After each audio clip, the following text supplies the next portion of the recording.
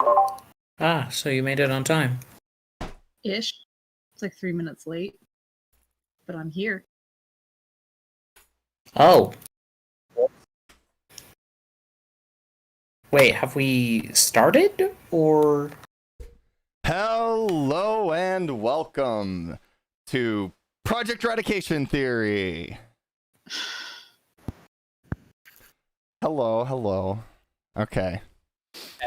We weren't late, even though I was at McDonald's at 10:59. But it's 1 o'clock What? on Eastern Standard Time. Yeah, 1 p.m. Eastern Standard Time. Yeah. What about it? Huh.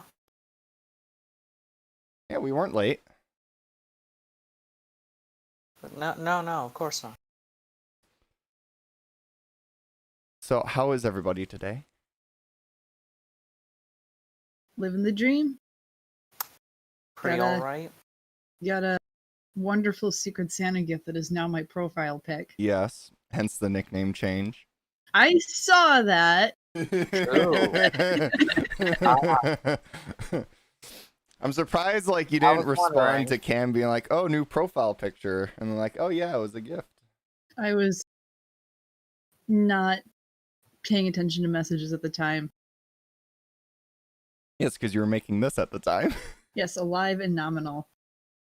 One day I'm coming for that dead body. Huh? You will never have it, Dark Xana. Oh, this is gonna be a ride to the very end. Oh no. Just shoot, Oh, just shoot boy. Gregory. Here we go. Oh shoot, I can't hear any of you. What do you mean? I see the light. Hold on. You can't? Her Discord died. It's the end of the world. Uh-oh. Well, guess it's just you and me. Until So she I- comes back, but... So, yes, last night I went to look for Infinity Train. I realized Mhm. it's not on Netflix, it's on HBO.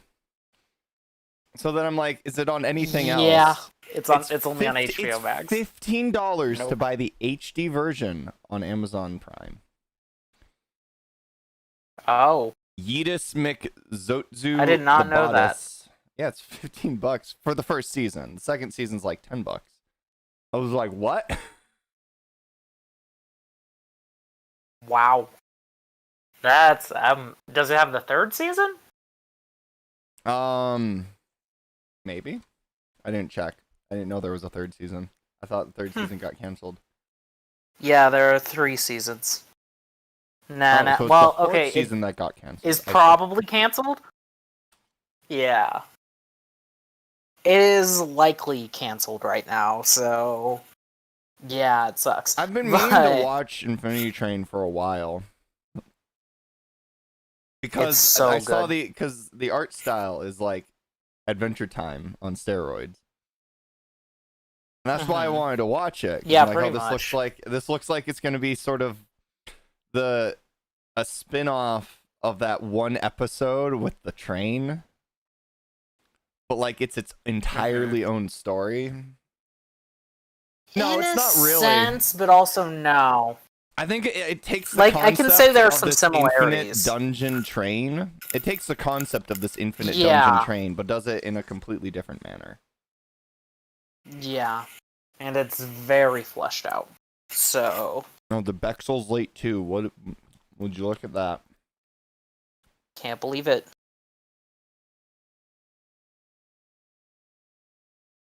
Oh no. All right, everyone, be angry Poor at Flower. flowers, flower dragons, headphone jack.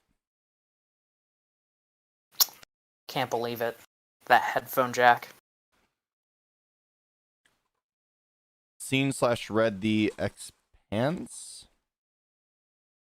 Is that What? supposed to be the name of something, and you just didn't capitalize it, Mhm. Dark Xana? Yeah.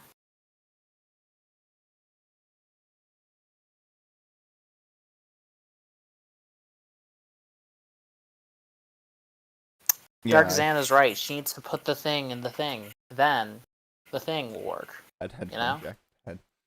Have you tried unplugging it and plugging it back in. Oh my god. The books, The Expanse. Just buy a new PC.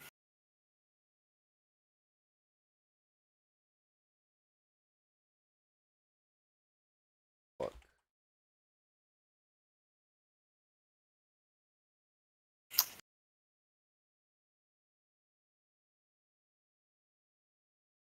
So, Dark Xana, please fix your S key, because expanse is spelled with an S, not a C. Yeah, that's what I was wondering. Like, I'm like, I'm like, wait, what is he trying to say? Like,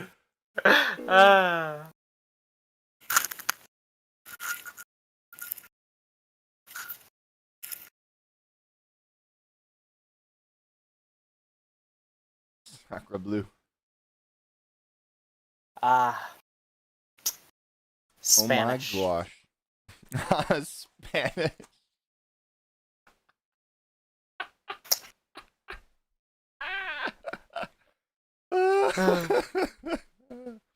Brilliant, Wazy, brilliant. Thank you.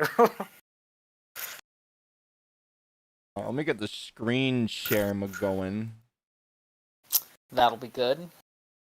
I'm sure she'll be around at some point. Watch stream.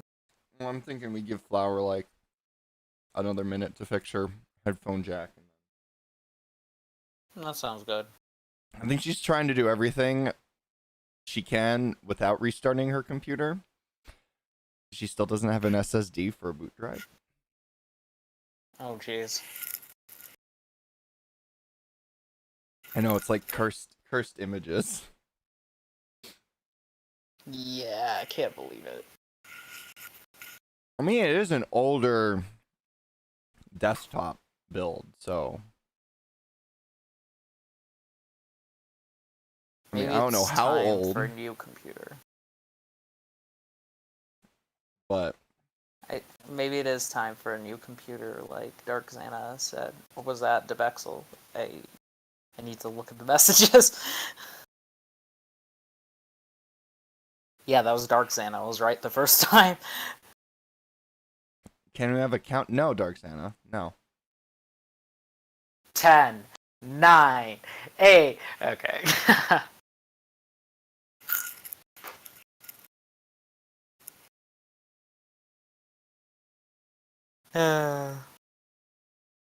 What was he right about, Wazy? That she should buy a new computer. No. Dark Xana. What was Dark Xana right about? Dark Xana said she should buy a new PC. And No, the Bexel said she should buy a I'm new. like, Oh wait, yeah. no, Dark Xana did. No. Wait, did everyone say yeah, that, exactly. or was it just Dark Xana? No, it was Dark Xana. It was just Dark Xana. That's why I'm like. Try a restart, Flower. Yeah, that might be work. Wait, can you not hear us, Debexel? Or right. No, he's like yeah. bask in my glory. No, I refuse to bask in your glory, Dark Xana. Yeah. I refuse to bask in your glory.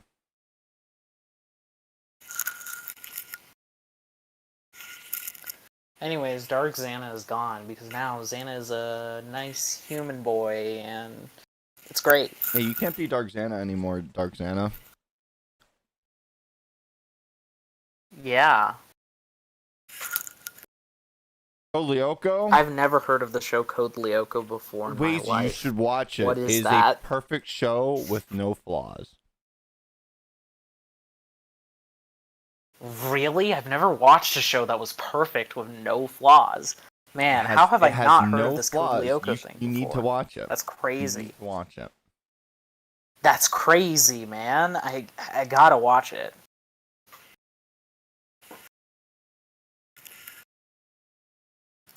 Yo, only on Cartoon Network?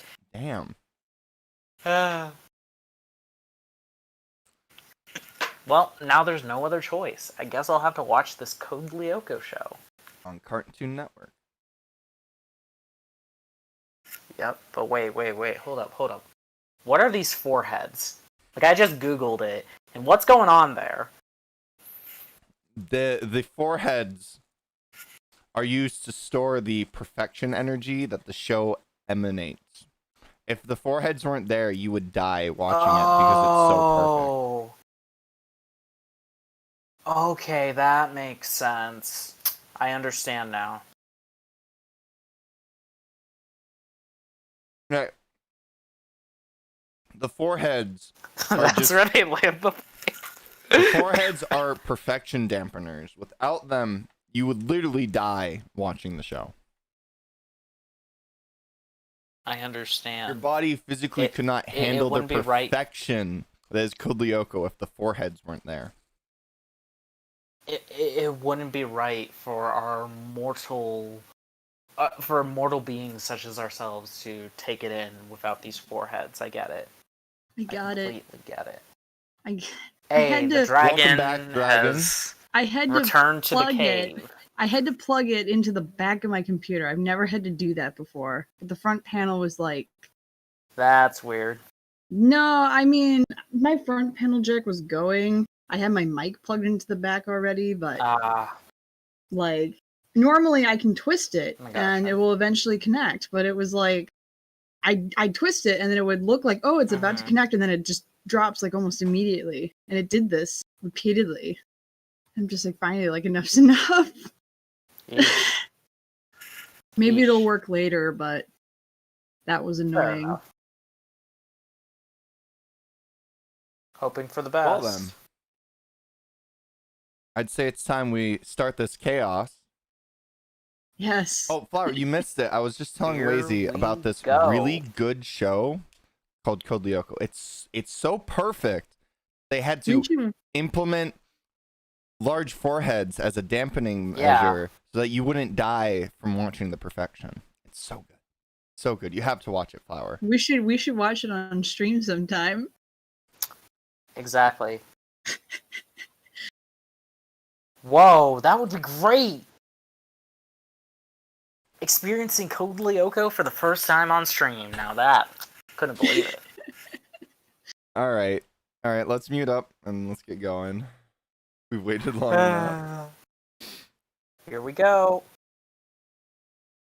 Chapter 16, Short Circuit. Memory grabbed Grigory's gun and aimed it at his head. Jeremy was in the middle of pulling the lever with both his hands to turn the supercomputer back on, gazing at the scene unraveling before him as if he had been hypnotized. The tower's golden glyphs regained their color as the young boy hoped he had saved his friends in time. Grigory gave the woman a cynical smile. "Just what do you plan on doing?" he said to her. "Shooting me down? That gun is a Desert Eagle. Its recoil is so strong that you'll break your nose. And you don't even know how to hold it correctly." Jeremy could see that Memory's muscles were tense under the effort of holding such a heavy gun straight. "Maybe so," responded the woman. "But I could also hit you by mistake. Drop the box to the supercomputer, get in the lift, and leave the room." "Drop the box to the supercomputer, get in the lift, and leave the room." Out of the question. Grigory took a step forward. Jeremy's gaze fell for a moment to his shoes. They were elegantly made with black varnish and leather soles that squeaked on the metal floor. He and Alita's mother, on the other hand, were wearing sneakers with large ribble soles, and that gave him an idea. He slipped away behind the supercomputer where he had prepared everything to short-circuit Hannibal Mago's command box. The box was now in Grigory's hands, and he had no way of taking it from him, but his system could still prove useful. Jeremy raised one of the floor panels and removed the safety fuses from the device that he had assembled. The boy's hands worked at full speed. He had studied these circuits all afternoon and knew them like the back of his hands. The only thing he was missing was a simple electrical overload. That way, the supercomputer would disperse the excess energy into the ground, then rid of the faulty circuit and automatically bring things back to their normal state. Jeremy disconnected one of the alternator's cables, paying extra attention to touch only the rubber insulation. He had a moment of doubt. Would their rubber soles be enough to protect them from the current? What would happen to his friends on Lyoko? With the cable tight between his fingers, as if he were gripping a venomous snake, the boy poked his head out from behind the tower. Grigory had gotten a bit closer to Memory, who seemed terrorized. The gun was clearly trembling between her hands. "Come on, play nice," said the man. "Give me the gun before you hurt yourself."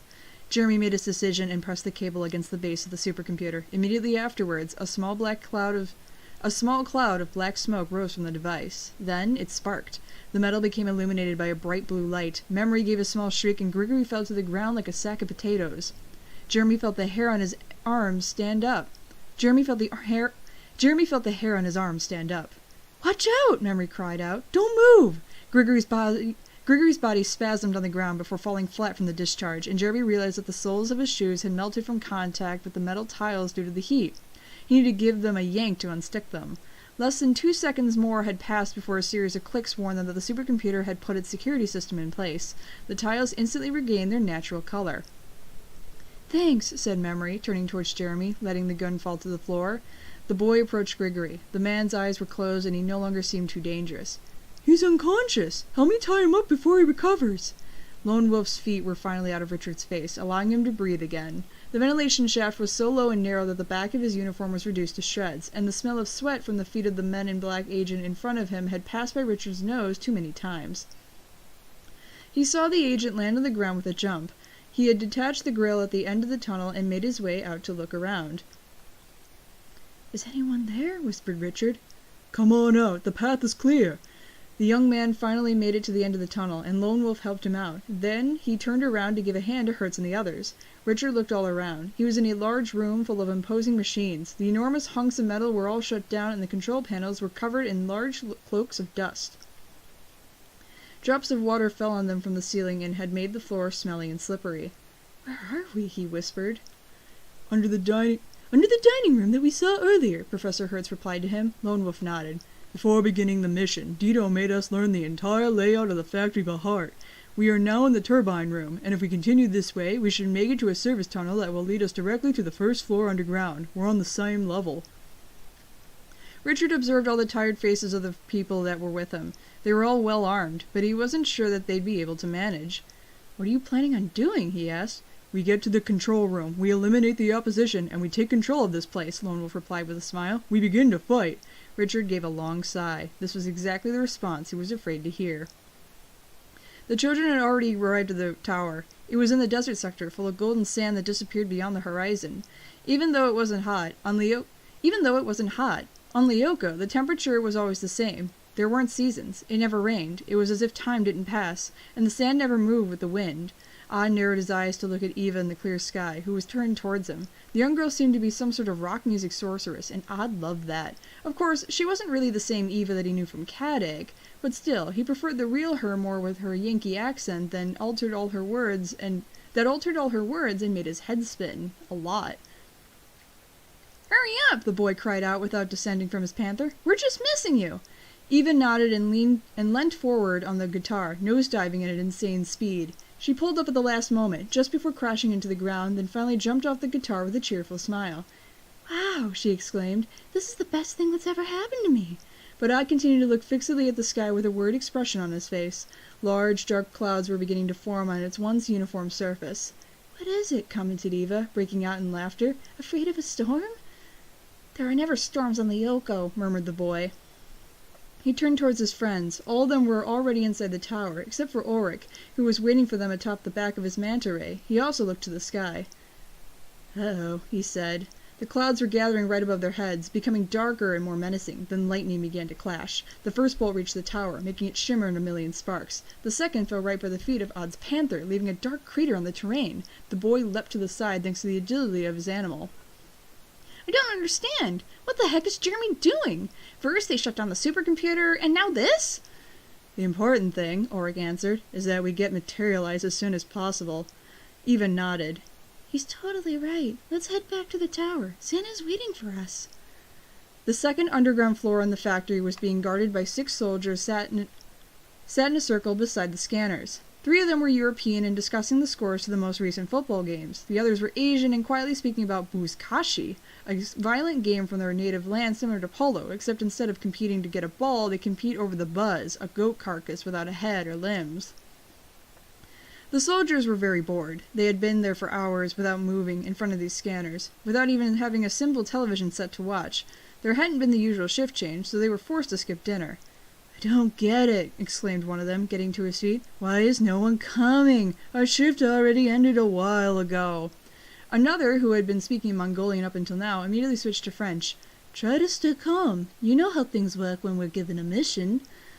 Suddenly, a whirring sound could be heard, and the soldier turned towards the scanners. He aimed a submachine gun in the same direction. What's going on? He murmured. The man had worked for Green Phoenix for years. He had fought in Asia, Africa, and Latin America. At this point in his life, he was convinced he'd seen everything, but he wasn't prepared for this show. Set atop his Panther, Odd was the first to exit the scanners. Yeah! He cried triumphantly.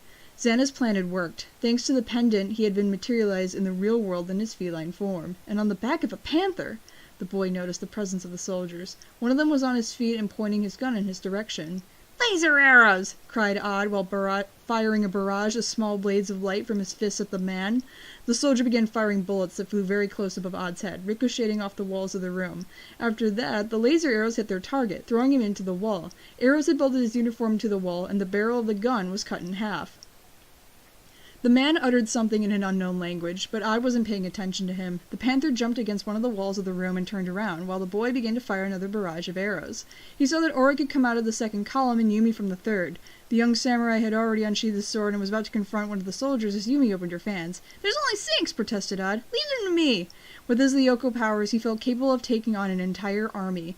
Auric hopped off his manta ray, slashed apart the guns of 2 soldiers, and took them down in several kung fu moves. "Yumi and I will take care of the guys over there. Then we'll head to the entrance of the factory. Go with Eva and Alita to the first underground floor and take over the command post." Alita then came out from the scanner on her unicorn at full gallop. The creature lowered its horn, forcing one of the soldiers to the ground, and Yumi immediately attacked him. "Roger that," said Odd, seeing that Eva was also exiting the scanner. "Come with me. We must reconquer the supercomputer." Deep within this turbine room was a half-rusted iron panel. Richard was remaining there to keep watch while Lone Wolf, Weasel, and Ferret were picking the lock closing off the passageway and trying to push the metal cover off. Behind the panel was a vertical tunnel. It was a sort of dark and humid, thick cement channel, just over 1.5 meters in diameter, that went on further than the eye could see, descending down towards the 2nd and 3rd floors underneath the factory. Just in front of them, on the opposite wall of the channel, was a closed door. It was the entrance to the control room where the command post was for the supercomputer. The only thing left to do to reach the door was to jump without thinking too much of the size of the tunnel. They needed to latch onto one of the supports on the other side to climb up and finally open the iron panel. "It's really starting to smell," commented Walter Stern. We won't be able to all enter at the same time." "No," confirmed Lone Wolf. "One of us will need to get to the other side and open the door. The others will stay here to cover them in case the terrorists are waiting for us." Hertz and Lone Wolf discussed a plan of attack for a moment, while Richard and Michael Belpois went to search for necessary materials. They found a coil of electric cables under a large panel. It was thick enough to support the weight of an adult man. They returned to the entrance of the tunnel, struggling with the weight of the coil, and helped Weasel attach himself to the cable around the waist. Then the agent suspended nearly his entire body above the abyss of the well and jumped towards the other side. The cable moved behind him like the tail of a distraught animal. Weasel reached out his arms and missed the first support by a hair, but immediately managed to grab hold of a lower one. He turned towards Richard with a big smile on his face. "Perfect," he said, trying to catch his breath. "I'll climb as quickly as I can." The agent climbed up to the door that connected the turbine room to the supercomputer's controls. Lone Wolf observed him with his gun ready. By his side was Professor Hertz, and behind him Richard and Walter Stern. The Ishiyamas and Michael Belpois, who were also armed, were waiting to the side of the others. The agent brought a hand towards the lever to open the door, but it moved before he could touch it. The metal panel slid to the side, revealing a narrow passageway from which a gun immediately opened fire. Lone Wolf and Hertz immediately threw themselves to the ground. Richard lowered his head so that a barrage of bullets flew above his shoulders, creating a ton of sparks against the gigantic turbine behind him. 2 seconds later, the young man managed to reopen his eyes. The command room was so close. Richard saw the seat pivoting and the semi-transparent colored globe that was floating in front. Lyoko. But the room was full of soldiers, and all of them were armed and ready to fight with all their might. At their lead was a man elegantly dressed in yellow from head to toe. "Hannibal Mago," growled Lone Wolf. The agent leaned in towards the inside of the maintenance well, gave 2 blind shots towards the room, then took cover again. Meanwhile, Weasel was still in the channel, holding on tight with his body flat against the wall like a gecko in camouflage. Suddenly, the agent cried out, losing his grip on the supports, and began to fall down the abyss. Richard pulled the electric cable that was attached to the agent. The young boy felt adrenaline coursing through him. He felt like he couldn't think clearly.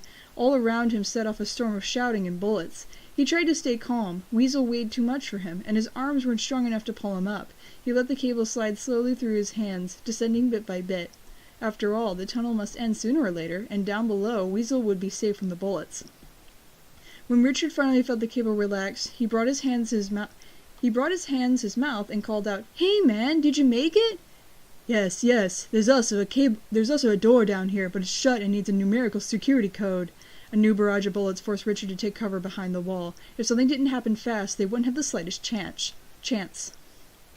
Hannibal Mago was furious. Something must have happened on the third floor. He had sat for several minutes at the command post, but no robot had appeared to obey his orders. That damn brat, Jeremy, tried to play him for a fool. And now yet another conundrum. The prisoners were free and had somehow managed to arm themselves. It was too bad they found themselves on the other side of the well, however. From there, they were nothing more than simple human targets. Hannibal Mago saw one of his soldiers fall back, hit in the arm by a projectile. He took a weapon in his hands, an AK-47, took a step towards the tunnel and loaded it on his adversaries. Then he stood petrified. What the hell was he doing? The priority was to keep himself safe. His men would take care of the intruders. He made a U-turn towards the lift and saw the door slide open to the side. The man smiled, expecting to see the rough face of Grigory Nitopoulos. But instead, there were three strangely dressed kids. One was riding a panther, the other was atop a unicorn, and the third was on an electric guitar. The three soared into the room and attacked the soldiers. Mago threw himself to the ground and ran on all fours as the brats dove from one side of the room to the next with the fury of an entire army. It was time to run for the hills.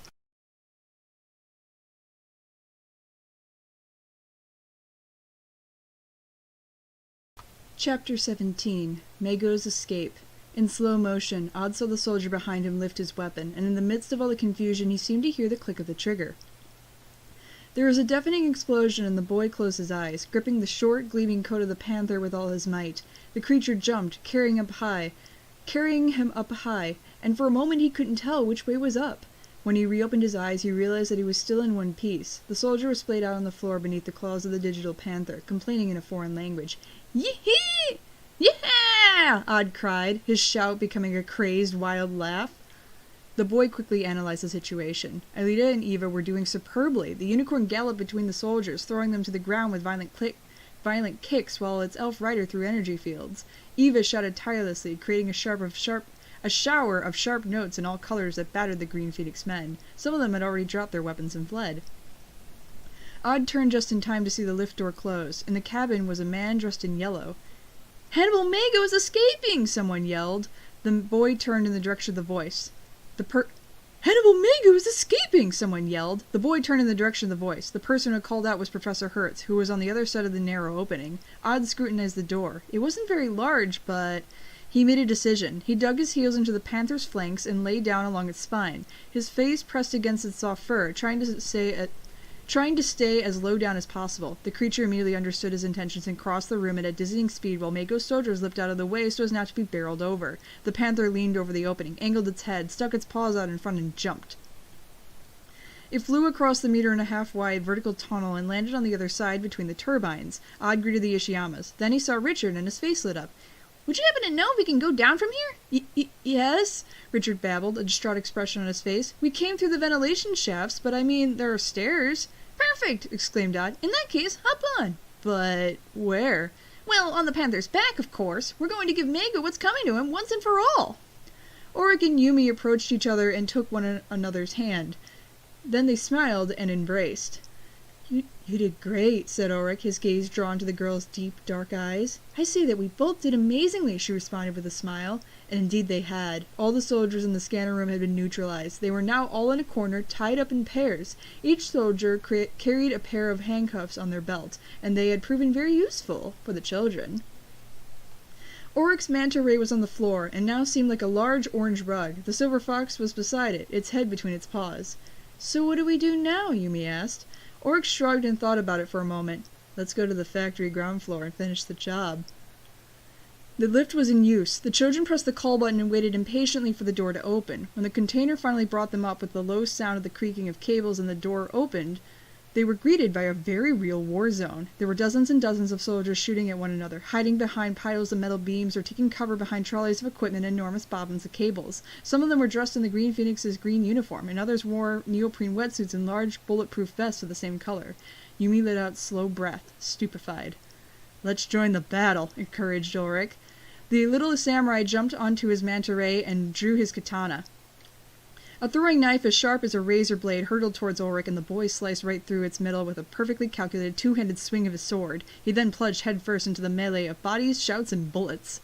Dido and Principal Dalmas were in the science laboratory. The woman, who wore a pair of large headphones that hid her ears, kept her eyes riveted on her computer monitors. By her side, Dalmas silently observed everything, seated on a chair far too small for his stature. The principal was afraid. Dido knew this, and she, too, was afraid. But there was no going back. The clock on the wall in front of them showed that it was 18 minutes past midnight. The image on the main monitor trembled for a moment, to then draw the lines that made up Maggie's face. "So," said Dido, tautly, after letting out a sigh, "we've received the preliminary report from Aerial Squadron 1 and Infantry Squadron 3. Unfortunately, there's no good news. Someone blew up the bridge between the bank and the island, and the Green Phoenix's defensive weapons prevented our Delta planes from landing on the factory roof. These two teams are now isolated outside." Dido let out yet another deep sigh. Thanks to the headphones, Principal Dalmas hadn't heard a single word, but he must have figured out something after seeing her expression. The woman had her hands on her knees, tense like claws, crumpling her pants, and the veins in her forearms were beginning to swell. "And Squadron 2?" she asked, not without fear. "The frogmen made it to the objective. Unfortunately, the sides of the island were covered in alarms that alerted the terrorists. We lost contact with them, but thanks to Squadron 3's reports, we know that a gunfight took place inside the building. Tell Squadron 3 that they need to get to the Hermitage. I want that house terrorist free as soon as possible." Dido opened a window on the screen. It was the image of a fighter bomber, an F-16 with no distinctive markings and triangular wings loaded with missiles. Black Raven. "At what level are we in the other operation?" Dido asked. "Black Raven left our secret base in Ireland on time. It will reach the objective at the set time." "Good," commented Dido. She paused a moment to think before continuing. "I want peer-to-peer radio communication to be in contact with the pilot. I'll be the only person who can communicate with him." The secretary nodded. "I sincerely hope that Black Raven will return to base with all its cargo, madam." "Yes, Maggie, I hope so too." Odd and Richard left the staircase behind them and arrived in the machine room that Mago's soldiers had turned into a lunchroom. When the panther burst into the room, all the men leapt to their feet and brandished their weapons. Odd spurred his creature. It bounded and galloped towards the row of tables with a terrifying roar. Richard responded with a small, scared whimper. It was Odd's favorite style, a classy, grand entrance. The boy stood up on the back of the panther as it ran and readied himself. While Richard continued his insane race across the tables, he grabbed into a tube coming out of the ceiling and, using it like a gymnastic bar, he spun around, shooting laser arrows left and right.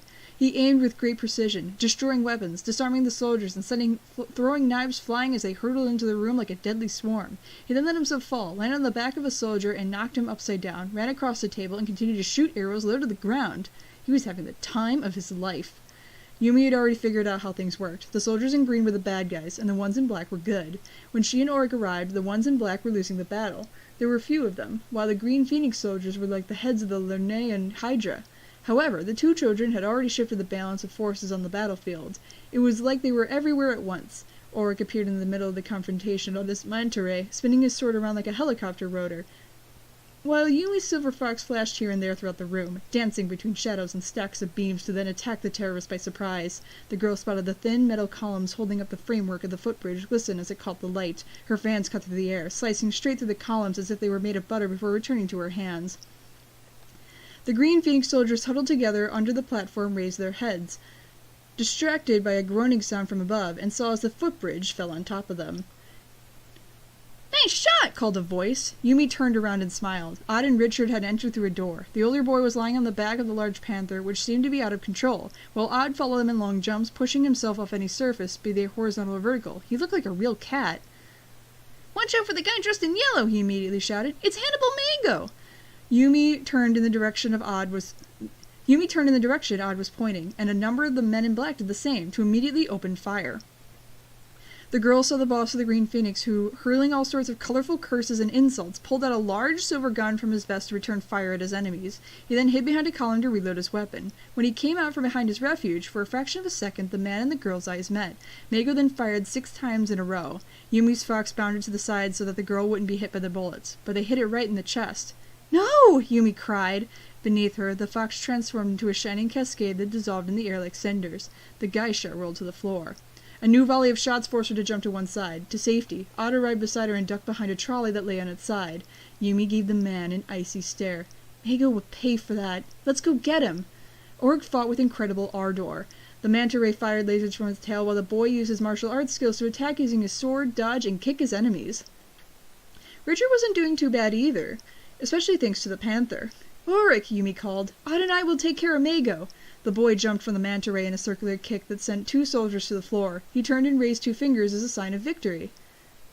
"Okay, the situation's already under control here." Yumi smiled. She and Odd then exchanged glances and both leapt from behind the trolley. The boss of the Green Phoenix had hoisted himself up onto one of the footbridges that was still intact, and was running madly for the doors leading to the offices. Odd took a running jump that landed him directly on the footbridge, bouncing off it as if his legs were springs. Yumi also did a spin in the air, grabbing onto a beam hanging from an old crane and used it like a pendulum to join her friend. "Where'd he go?" she asked Odd once she'd reached his side. "This way." Beneath them, the battle became more intense. The 2 children ran along the footbridge and forced open the door Mago had shut behind Beneath them, the battle became more intense. The 2 children ran along the footbridge and forced open the door Mago had shut behind him seconds earlier. They were in a room full of gloomy-looking machines. It wasn't a very big space, although the ceiling was very high up. There was a framework of staircases that led from the room to one higher up, the last floor before arriving on the roof. He could be hiding anywhere," whispered Odd. But his sentence was interrupted by the sound of another door closing with a clack. The 2 children raced up the stairs, preparing themselves for combat. Another new room with yet more machinery. This time, the ceiling was a large glass expanse that looked extravagant that way the light of the moon shone through it. Hannibal Mago, clearly visible thanks to his ridiculous canary yellow suit, was climbing along an enormous press. The boss of the Green Phoenix seemed to know this place like the back of his hand. Once he was on top of the machine, massive and covered in gray dust, he stretched out to the glass ceiling and broke one of the panes with the butt of his gun. "Stop!" Yumi shouted. She threw her 2 fans, but the man was quicker than her, and after heaving himself up, he made it up onto the roof, disappearing from view. Yumi got her fans back. She and Odd ran to the press Mago had climbed up and remained on their guard in case of gunfire, but the only thing that came to them from the factory roof was deep silence. The 2 children jumped, found the hole the man had smashed in the glass, and followed him. They now found themselves on the roof of the factory. It was a sloping terrain made of metal and glass that led to the outer gutters, painted an intense gray like mercury by the moonlight. It was very cold up there, and the wind blew so hard it threatened to knock Yumi off balance, slipping on the smooth soles of her wooden geisha sandals. Hannibal Mago was moving along the slope of the roof towards a small platform of red bricks a little lower down. On the platform, there was a case, a metal container on which the symbol of the Green Phoenix had been emblazoned. The man heard the noise the children made behind him and turned his head to look at them while continuing to move forward, slipping and flailing his hands like a large, scared spider. Odd made a step onto a pane of glass, causing it to make a sinister creaking sound, before quickly retreating back onto the iron supports. "Watch where you're going," Yumi said. "This thing could break at any moment." The girl removed her sandals and began to walk in bare feet, following her friend. There was too much wind for her to use her fans, and Mago was too far away for Odd's arrows. They continued on in silence, putting one foot in front of the other, arms spread wide to keep their balance, like a couple of tightrope walkers. Mago moved in a disorderly fashion. He lost his nerve. He still held his gun in one hand, and the weapon bothered him. He placed one foot on a pane of cracked glass, which broke in 2 beneath his weight. Yumi heard a curse and saw the man get back to safety on the iron framework. Mago turned towards them again, noticed the technique the children were using, and he too began to walk on a large imaginary rope, one slow step after the other. Odd shot several arrows, but they hit the crystalline surface without reaching their target. Meanwhile, the boss of the Green Phoenix made it to the brick platform, ducked behind the case, and returned fire. Yumi heard the gunshot, turned around, and saw Odd fall backwards. The shot! It wasn't possible! Mago had managed to hit him! The catboy became enveloped in a dense cloud of blue sparks and disappeared. The girl fixed her gaze on the boss of the Green Phoenix, glaring with complete loathing. She knew that Odd would just appear back in one of the factory scanners, completely unharmed, but she couldn't stop thinking about what would have happened to her friend had he not possessed his Lyoko powers. She growled. Mago threw his gun to the side and busied himself opening the case. From it he took a strange metal backpack with large tubes on the lower part. He frantically donned the device, threading his arms to the stiff braces, which he then attached to his upper thighs, and seized a rectangular object that was connected to a side of the backpack by a cable. It seemed just like a video game controller. Mago pressed a button, and the metal backpack lit up with a low noise, to then spit out dense flames from its lower tubes. Finally, Yumi understood what it was, a jetpack. She had seen them in films, but she had never thought that something like that could truly exist. The boss of the Green Phoenix pressed another button, and with a crack, from behind his shoulders opened 2 small wings. He then flew up a few meters. The jet from his propulsion units made the glass part of the roof around him explode into tiny pieces. Hannibal Mago was going to escape without even a scratch. Yumi breathed deeply and began to run on the thin metal beam. She then did a cartwheel with more style than a professional gymnast and landed on the brick platform. The girl, who was now right up behind the man, jumped up and threw her fans, but Mago had noticed her maneuver and spun around, making a tight turn in the air. The fans missed their target and quickly returned to Yumi. The terrorist boss pressed the buttons on the box in his hands and propelled himself backwards. From his throat came a mad laugh, like he was cawing in triumph. "See you never, brat!" For a split second, Yumi saw the light reflect off his golden canine teeth, and then the man turned back around and began to fly off the factory roof and towards the river, gaining speed. He was escaping, and Yumi could no longer stop him. But as soon as he arrived at the gutters, Hannibal Mako heard the sound of fire erupting, accompanied by the disgusting stench of petrol. He'd forgotten the flamethrowers he had installed to prevent possible aerial attacks. The boss of the Green Phoenix let out a cry. He quickly manipulated the jetpack controls, and the backpack zoomed upwards just as one of the jets of fire gushed out beneath his feet. He instinctively raised his hands to protect his face. This would prove to be a huge mistake. At first, Yumi didn't understand what was happening. She saw the man hurriedly change direction and climb up into the sky while the factory roof burst a light beneath him, creating a compact wall of fire. Then, all of a sudden, triggered by the dense smoke that rose from the lower part of his jetpack, Mago started to spin around and around at high speed. The boss of the Green Phoenix flew far above the wall of flames and off into the sky, drawing behind him a trail of light like a comet. The flamethrowers extinguished at the same speed they had lit, and in the darkness that flooded the night, Yumi saw Hannibal Mago lose altitude and arc into the silent river, sending up a great splash of water. Of course, the villain being cocky is why he gets caught. Yep. It's not Code Lyoko. That doesn't happen. Yep.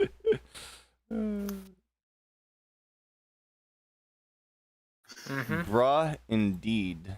I appreciate Chronicles for pulling out. I appreciate Chronicles for pulling out one last weird thing with the jetpack. Like, sure, sure. The jetpack It's one of the more plausible things in this ending. Well.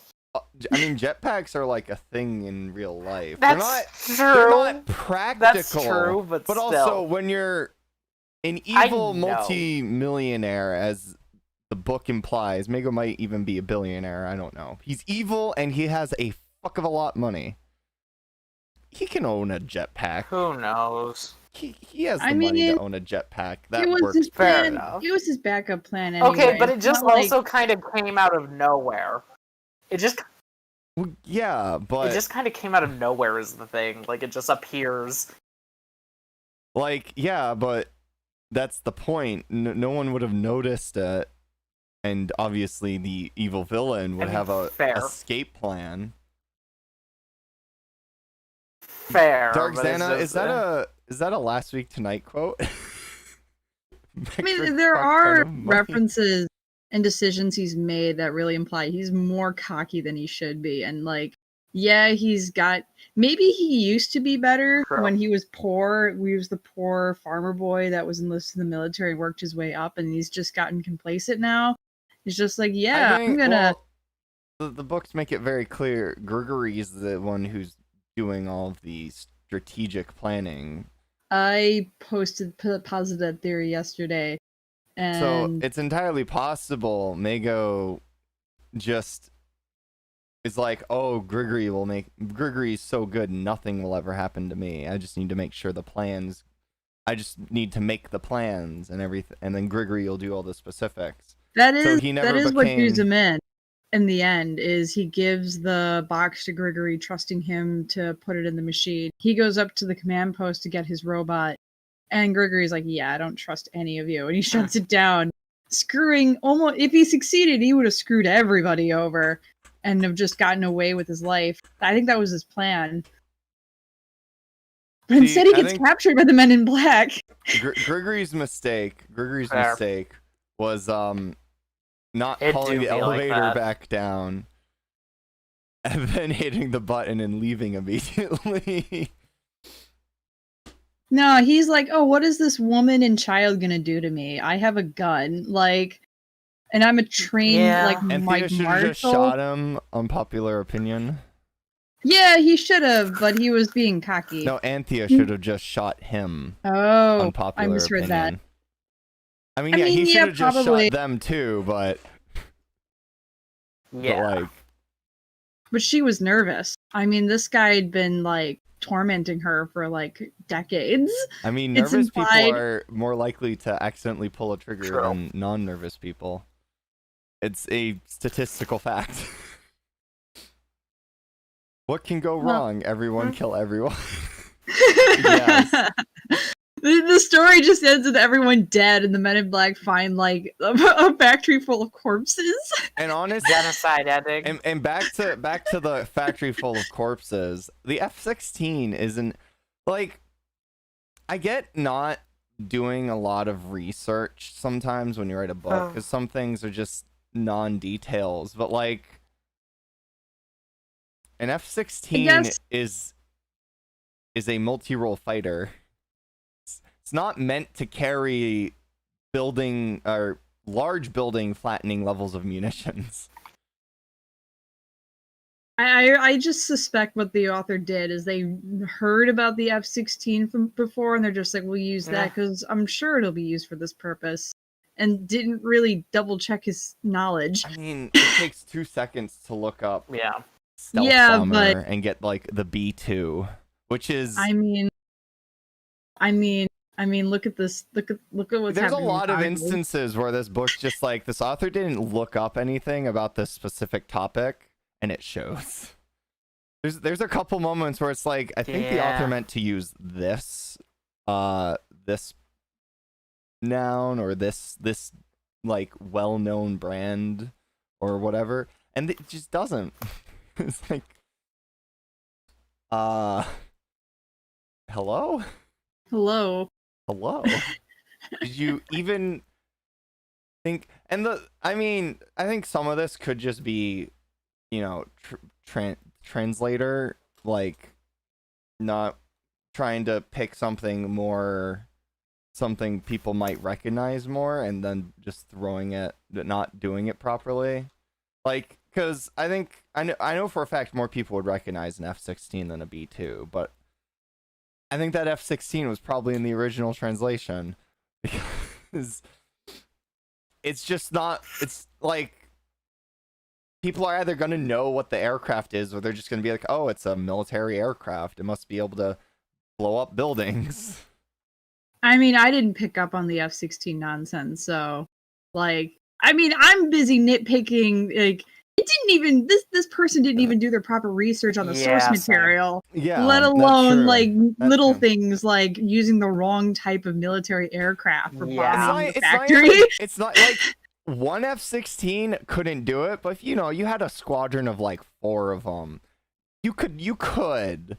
It wouldn't be a very efficient destruction. You still might not even destroy the supercomputer, but you would be able to flatten the upper part of the building. A single F-16? No. No, you wouldn't. You'd probably take out a quarter of the building, and that's it. It's also possible it has this super awesome and mysterious unknown special type of bomb that's designed specifically to drop down, dig itself in, and then attack the supercomputer, which has nuclear components which would nuke, I guess. Bunker busters are really big bombs. I don't know. An F-16 could maybe carry one, but I was literally just making stuff up off the top of my head. No, those are called bunker busters. They implant themselves into the ground and then they explode to basically their intent. Well, so they do 2 things. They either burst through concrete in the roof of a bunker, or they implant in the ground and then the shock wave from the explosion propagates through the earth really quickly, and then it collapses caves and tunnels and whatnot. So but they're generally fairly large bombs, because you either need a lot of weight to get through all the concrete, or you have a lot of explosive material to just disintegrate the concrete. And as for using the nuclear tip missiles that I believe the F-16 could carry, they're very small nuclear explosives, but you don't want to set a nuke off in the middle of France, in the middle of a river, in Yeah, France. you could spend all day nitpicking why this wouldn't work or doesn't Yeah. make sense. But I think that's sort of this book's thing, It's isn't just it? Chronicles. this is Also, Chronicles. There's Yeah. Madness? When- No, this is Chronicles. No, earlier one's like, there's never any storms on Lyoko. There's like, I think there's at least 3 instances where there's a storm on Lyoko, or there's like just Season weather 1. effects. Yeah, in season 1 there's Season the desert tornado, the sand tornado. Again, that's the disconnect from the main source I material. think there's the fog in the mountain sector in I think season 2. Is that a thing in season 2? Oh no, I think I do remember. There's like in season 2. Yeah. It's like a fog, and they made some invisible like No. Yeah, no, platforms. it's the one where Ulrich It's season is 3, in the forest sector actually. by himself, being a complete Chad. It's season 3. Is it season 3? It's the episode where Ulrich's defending the forest sector by himself. That's season 3. Is it? Okay. That's season 3. Yeah, well, there are multiple instances of fog in the mountain sector. A Eurofighter, think not an that's season F-16. You're the one who's... Never mind, So, Dark Santa. yeah. You're the one who said the... Never mind. Okay, well, yeah, but so there's the fog, and then is there another... Is it those two, or is there another one? I will say there is no thunderstorms That's fair. in the show, like what they portray in the books. That's fair. I mean, again, we could go all day complaining about how the Lyoko of Chronicles doesn't align with the Lyoko of the original. At least just like, Evolution this- got that right. Like, yeah, it dropped 2 sectors, but it had an in-universe explanation for it, even if Memory that corruption. the explanation's freaking I mean, I don't agree with it, but you know. does this theoretically mean that there was like 8 sectors when Fran turned the computer off? I don't like. I don't think so, but I'd like to. I think it's an Yeah. idea to play with, honestly. I Like, mean, and- where do you think yeah. Xana got the idea for the volcano sector? in the Fran's game? just... I mean, the volcano sector is also in one of the comics. It just kind of shows up. That's a weird comic because Jeremy just gets randomly transported to Lyoko because he's just chilling in a scanner moping, and Xana's like, perfect opportunity, and now he's in the land of misfit monsters. Yes, really, that's the premise of that comic. Yep. He shows him in the volcano sector with misfit broken monsters, and he befriends them. It's And then William attacks and kills them. The fuck? yeah, I think that is what happens. So it's the Yeah. island of misfit toys from Rudolph the Red-Nosed Reindeer. Except it's volcanoes. Except it's the volcano Xana monsters, sector. Yes. It's Xana's monsters, and they all die. Yes. Why the fuck Yes. does that exist? Maybe I will read because the the comics Code next Lyoko stream. comics. I thought this would be the last stream, but Well, we are gonna take a week Oh my god. break. Fair. Oh my god. 2 weeks because the week after is Christmas. It never ends. Well, Christmas is on a Friday, 2 not a weeks, Saturday. yeah. Well, maybe. Also, Maybe I'll do that. Maybe I will just You want record the people to come comics. in on the 26th. oh my god. I think it will only Are we gonna take. make it a year? Are we gonna somehow make a year's worth of rewatch content? I don't think the comics are gonna take more than like a stream or 2. They're not that long. I guess. Let's see. We have to get to March. I think it is. I don't think No. we're gonna 30s go of that long. March. Then let's do the graphic novels after that. There's graphic novels. Let's do the graphic novels. Where are the graphic novels? I want now. Are they real? Is this a joke, or are they real? And if they're real, You where? didn't know. Oh. The graphic novels are real. The graphic novels are real. Isn't it? It's just the book version of the Yes, art they Bible, are. isn't it? No, they're real. They're real. Give me a link. Give They're me a real, sword. but I think they're mostly want. just retellings of episodes. I don't care. I want. I want Yes! in. Oh my god. Yes. now I'm no, they're excited. actual Code Lyoko graphic novels. Flower, calm Let down. me Calm see. down. Hold up. Let me see if Calm I down. don't know if they're Keep archived it in your online, pants. but Hey, hold up. I'm excited. Not in that way. I'm excited, just not in that way.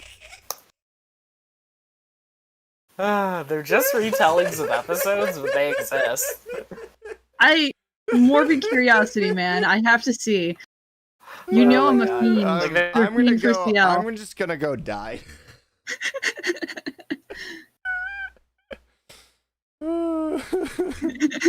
Oh my gosh! I just realized Nick showed up. Hi, Nick. Nick's been here for 11 minutes. Holy crap! He's just been buried in the wall of Dark Xana text.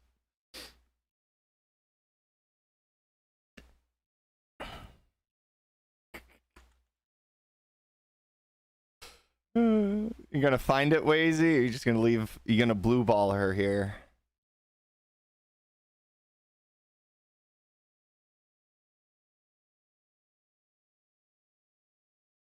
Oh well, this is ostensible silence. Yeah. Oh, okay. Looks like I'm alive. Let me see if I can find Dark these. Xana, DM it to me. I'll tell you whether it's a good idea or not.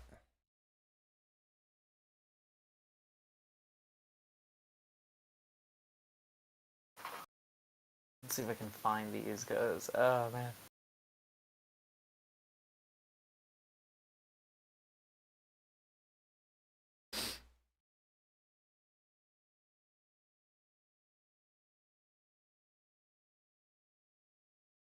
Oh. Hmm. Nick. Dude. Okay, these are the. You didn't say Okay, that's a anything link to the earlier. comics, but I'm scrolling up and down. You haven't said anything. Oh shit, that's right. Hold on. Twitch starts deleting the chat after a while.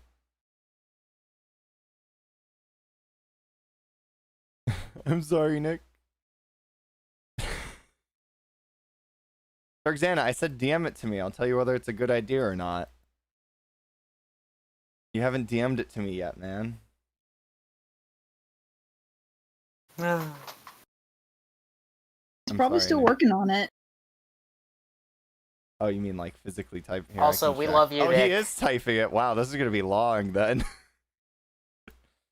Oh, he's doing 3 things at the same time. That's why it's taking so long. You brought this upon yourself. Maybe I did. Maybe I deserve it. Ah, jeez, things are taking forever to load.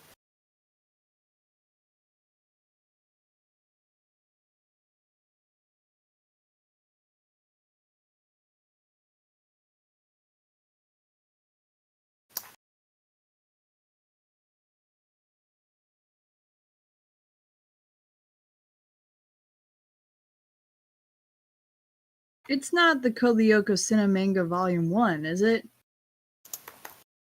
From Westfield Comics?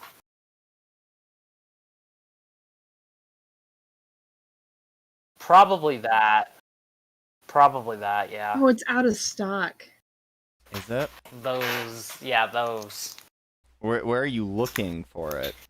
Like I Amazon? just googled Kolyoko Yeah. graphic novels. They used to have one of these at like my Library? Wheezy? Library? School library? yeah. Fighting.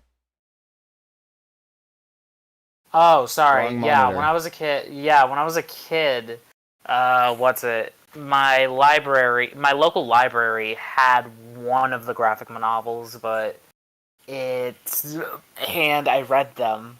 I read that one like several times as a kid, but yeah, Is it literally thing. just It like was a thing. clips from the show just edited together in graphic novel format?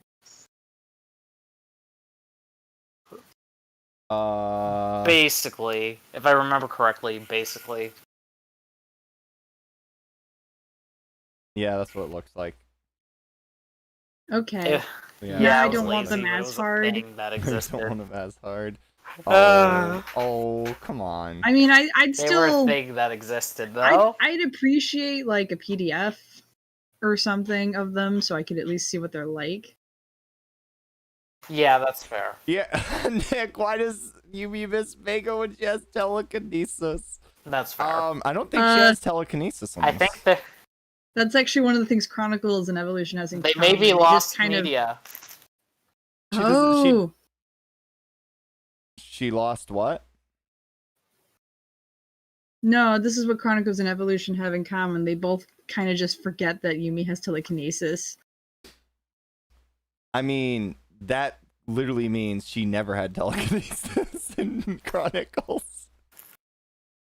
Because we know if something doesn't exist in Chronicles, it never existed to begin with. At least with telekinesis, I can And an kind of evolution. sort of. Well, oh gosh, yeah. Yumi's even weaker in Evolution. Arguably the See, It's like her one power. The thing I thought was gonna happen is like that he was gonna dodge it, like, haha, I dodged your stupid fans, and then they were gonna boomerang back and hit him. I mean, That would have been cooler than him I mean, it would have jetpacking been away. super cliche, but like it would Would have been I mean, better like, than it would have him been dodging so and then hilarious. It's getting haha, like. you can't hit me. I'm too smart for that would be great. It would have been. Rips Would have his been jetpack amazing. See, the Chronicles would be a lot better if it like used stuff from the actual original source material. Maybe that's what you should do, Flower. You should remaster Chronicles so it's more faithful to the original. That's a big project, man. I don't want to do that by not myself. really. You're basically taking the plot and making it not shit. That's impossible. I don't know, make it like 5 books. Stretch out that. I ladder have art. thought about ways you can improve Chronicles in little ways, Have but fun. Put Flower through that pain. I've been through enough pain reading through these and reading them out loud and listening to this. Aw, does someone need a hug? I'm okay. It's fine. Chronicles is we make fun of Chronicles, but it's not terrible. I mean, it's like The Room. It's enjoyably bad. Still disagree with you. It's not that bad. It's not. It's. Okay, I think fine. It's you not could like literally- it's exceptionally mediocre. Yet it's If you- enjoyable because it's exceptionally mediocre. I still think if you knew nothing about the original source material and you went and read these books, it wouldn't be as bad. A lot of the reason why it's bad is just because I know it could be better, but it's not. It could be better. I know what it. exceptionally mediocre, and that's why it's good. It's. All right, we should probably get on to 18. We've been dragging on a little Yeah. while. All right. Here we go. Chapter 18, Black Raven. At Katic Academy, Dido was watching the time. It was 26 minutes past midnight. The boss of the Men in Black opened the radio connection with the pilot of the fighter bomber in good time. "Madam," said a cold, masculine voice, "I will have more than completed the objective within 3 minutes and 50 seconds. Dido felt that this was the most difficult decision that she has ever had to make in her whole career. She was about ready to give the order to attack. She trembled, but she needed to stop the terrorists at any cost. But she felt that the words were now refusing to form in her mouth. "Get ready to destroy the factory," she managed to mutter at last. Grigory Notopoulos regained consciousness, but he found himself shoved up in a corner, tied up and gagged. His clothes reeked of smoke. The man was pale and had an expression typical of someone who had had a bad day. Jeremy smiled wide at Weasel. The boy had noticed that someone in the maintenance shaft was trying to figure out how to get inside, so he immediately opened the door, freeing the agent, and the man was now aiming his weapon at Grigory Notopoulos. An expression of satisfaction could be seen on his face. Jeremy felt relieved as well. He had traced the movements of his friends thanks to the laptops that were still connected to the supercomputer. In reality, though, it was Xana who deserved the thanks for picking up on his presence in the real world and regularly sending detailed files his way at each crucial moment. He had already described how Aelita and Eva had saved Professor Hertz and the other adults, and how Ulrich and Richard had taken down the majority of the soldiers, and finally how Yumi and Odd had confronted Mago. The boy turned towards memory. "Why aren't we heading to the ground floor of the factory?" he said. "That's where all the others are, including Aelita." The woman gave a timid smile. Well, it's just that I don't know if I'm ready. I mean, I'm dying to see her, but she won't even remember me. She might think that I abandoned her. Maybe she hates me. Jeremy sighed. Why must adults always be so complicated? Alita doesn't know you, it's true, but she's done everything she can to find you, and now she probably feels all alone. You need to run and go see her, hug her, and get to know her. The boy was interrupted by the computer at his feet as it began to emit an insistent alarm. Jeremy saw Xana's face on the screen. He was still in the tower on the Yoko and had a somber expression. Did something happen? Jeremy asked him. Xana nodded his head. When you electrified the ground to stun Gregory, the internet connection to the factory was lost, and we've been isolated. Jeremy nodded. He'd known about that, but he'd figured it wasn't an urgent issue. It was more important for them to have taken out the Green Phoenix agent. The connection came back for a brief moment, the young man with blonde hair continued. Just long enough for me to intercept a communication from Dito. Actually, I think you were totally correct. About what? Said Jeremy with a worried tone of voice. About the government having a plan B in case they weren't able to stop the terrorists. I think that a plane is preparing to blow up the factory. What? Cried Jeremy. And when are they going to attack? If my calculations are correct, in 2 minutes, more or less. Unfortunately, we lost the internet again, and it would take hours for me to re-establish the connection. You need to find another way to get us in contact with Dito ASAP. Alita was sitting at the center of the ground floor of the factory on the remains of what had once been the emerald green nomadic tent of Hannibal Mago. The factory was full of activity. The men in black were tending to the injured, giving them first aid, handcuffing the rest of Mago's soldiers, and deploying men who were still in condition to work to do something useful. She was with the people she loved, Yumi, Ulrich, Eva, and Odd, who had earlier come back out from the scanners, now without his powers. None of them spoke a single word. They didn't feel like it was the right time yet to speak of their adventures. Now was the time to take in the battlefield, breathe deeply, and enjoy the feeling of their freedom and accomplishments. Everything was perfect, or rather, it would have been perfect if the last person they were missing was there, Jeremy.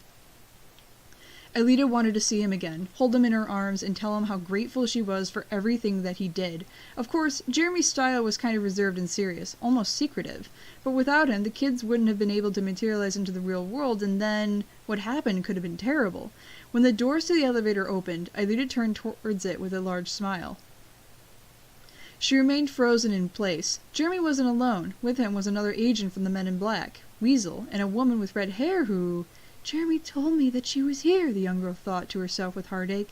But up until now, I was reluctant to believe it. Alita was about to step in their direction when Jeremy began to yell out, A radio! Someone give me a radio, quick! 43 seconds until we reach the objective, ma'am, sounded the static-riddled voice of the pilot in Dito's ears. Is authorization to open fire granted? On Dito's screen in front of her was a small black dial showing the countdown. 40, 39. I must release the bomb, continued the pilot, or else I'll need to make a large turn to return to the factory for another shot. Dito felt the pressure of the moment and knew that the same concern as hers was behind the pilot's stoic voice, but she was the one who had to support the weight of this decision. Okay, she murmured. Prepare yourself. Authorization for attack at X hour granted. Roger. At the same moment, Maggie's face appeared on her screen above the pilot's. The secretary seemed stressed, almost distraught. Ma'am! Stop Black Raven! They succeeded! The children succeeded! Dito couldn't believe her ears. There were only 21 seconds remaining before the attack. At only 18 seconds left, she reopened her connection with the pilot. As she spoke with him, her heart was beating so strongly that she couldn't even hear her own voice. Jeremy placed the radio on the ground, one the leader of the frogmen had given him.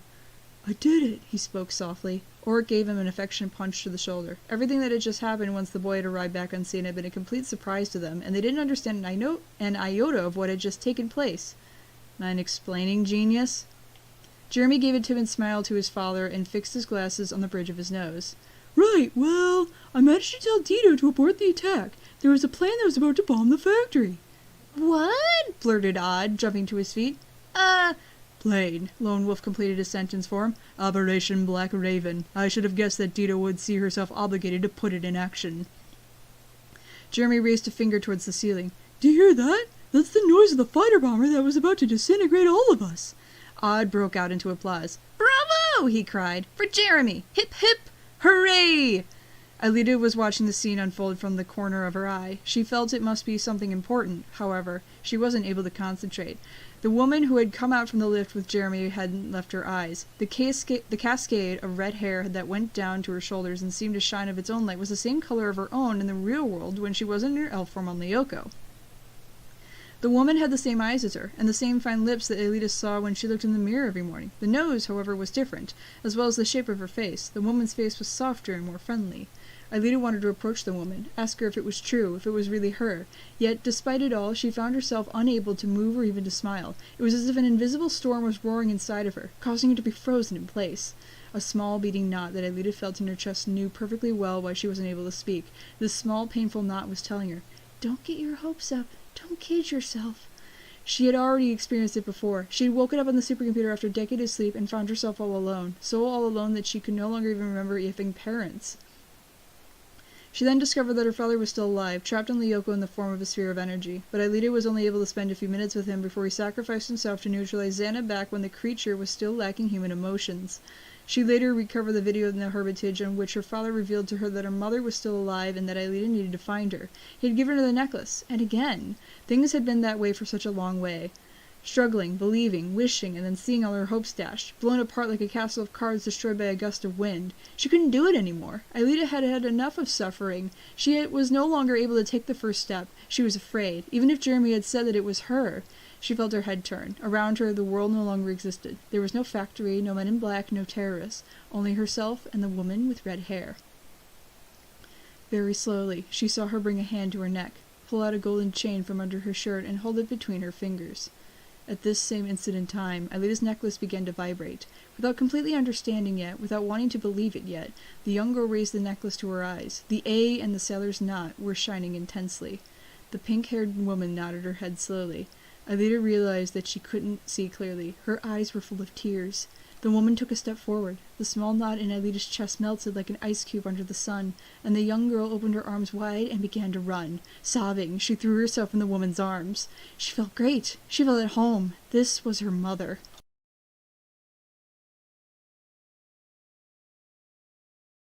Chapter 19. Code Down. Jeremy understood. Alita and her mother needed some time alone. They had 20 years to catch up on. Now that they'd found each other again, there was no more room for anyone else. It was as if an invisible firewall was isolating them from the rest of the world. The boy shrugged. He was dying to be able to talk to his friend, but he would have to wait. And, either way, he had plenty of other things on his plate. Jeremy began to debate with Lone Wolf and the leader of the Frogmen. They needed to find the necessary material for building a makeshift bridge that would reconnect the factory to the mainland. They needed to drain the river to find Mago. Dita was about to arrive with the rest of her agents, who during this time had apprehended the terrorists at the Hermitage. There were some seriously injured men among the men in black, as well as the Green Phoenix soldiers, and they needed to be taken to hospital as soon as possible, and there were other injured that could be taken care of immediately through handing out bandages and disinfectant. The children watched the scene from a distance. Besides Odd, the others were still the Yoka warriors, and with them were the creatures Xana had created. They felt out of place. What's more, the large black panther had seemed to become affectionate of Richard, and its gigantic head was resting against the young man's shoulder. Jeremy smiled. "What are you waiting for? We haven't finished yet, and your powers could be useful. Ulrich, Eva, you two can fly, so you help transport the steel cables to the riverbank to construct the new bridge. Yumi, to complete the bridge, we'll need some of the gangways the Green Phoenix installed here, and your fans are perfect for cutting the columns holding them up. Odd, we'll need medical supplies. You and Richard can take the Panther and find some faster. Search the factory from top to bottom." The children stood at attention and imitated a military salute before getting to work.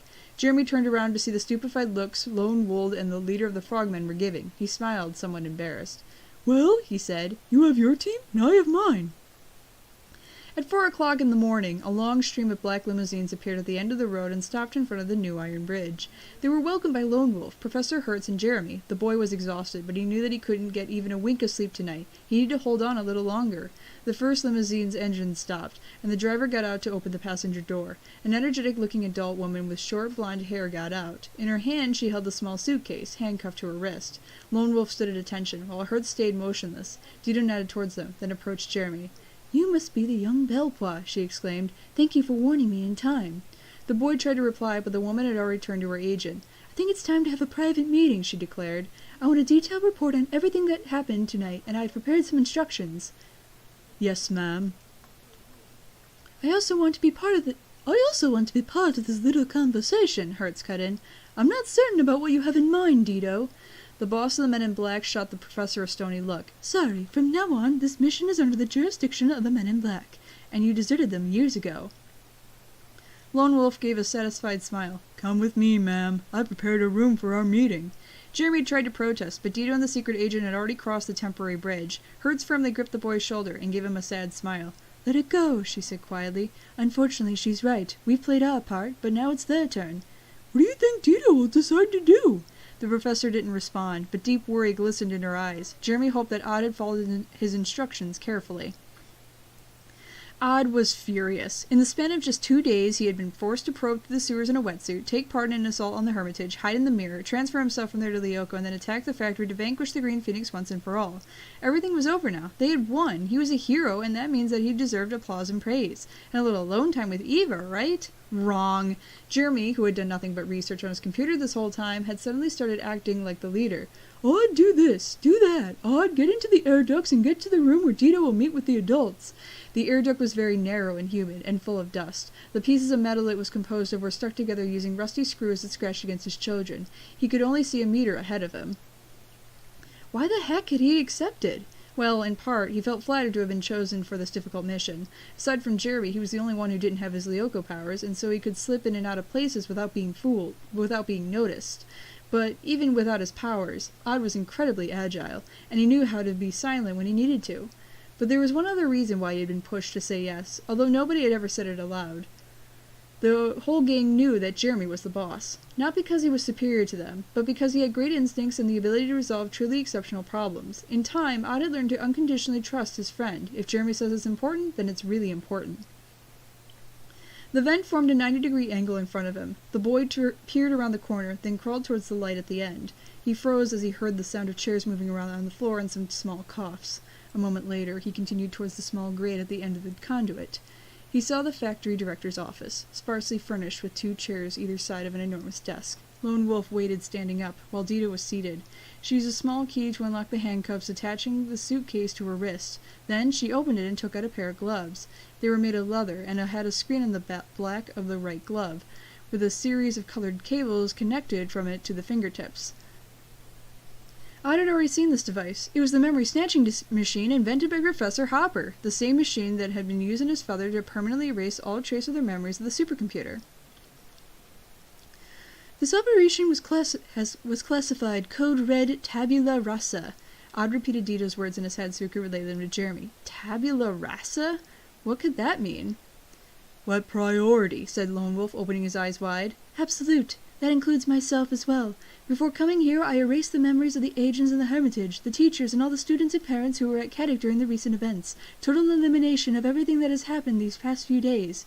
Now it's the factory's turn. Once I've taken care of all the people here, I'll communicate the results to headquarters and use the machine on myself."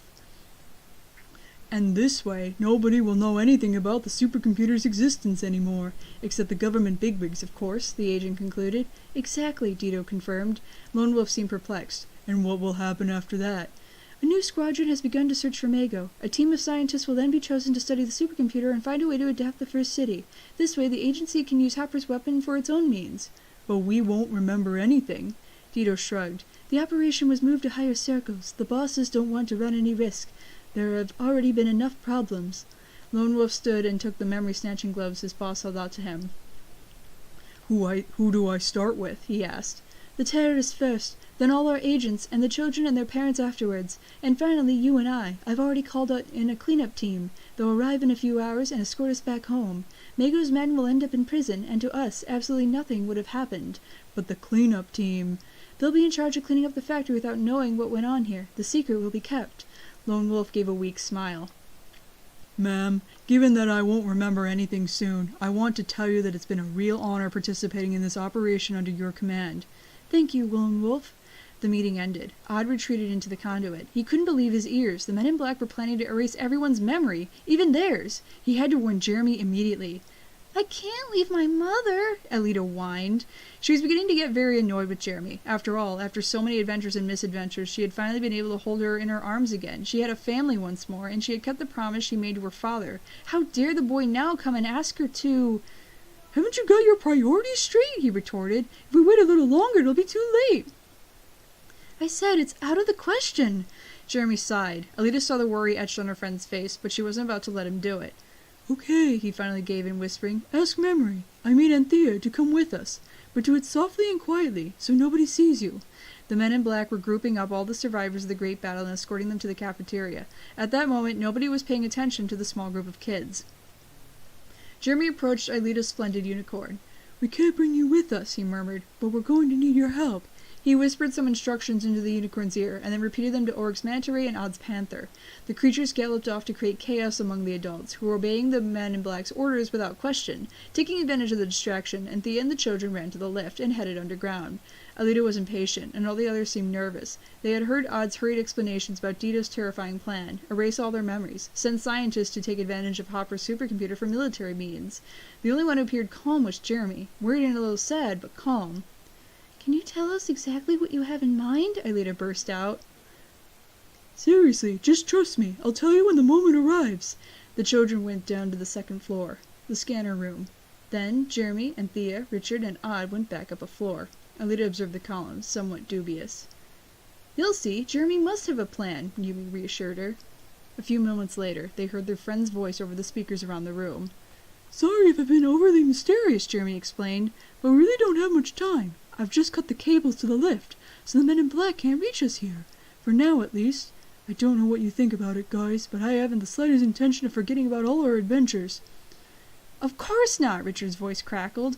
"It was the most beautiful and incredible thing that's ever happened to me." "Plus," continued Jeremy, "it's not right for Anthea to have to lose her memory. She and Aelita have just found each other again, and it's not right that the supercomputer falls into the hands of the men in black. Professor Hopper fought as hard as he could to ensure that wouldn't happen." "So, what do you propose we do?" asked Yumi.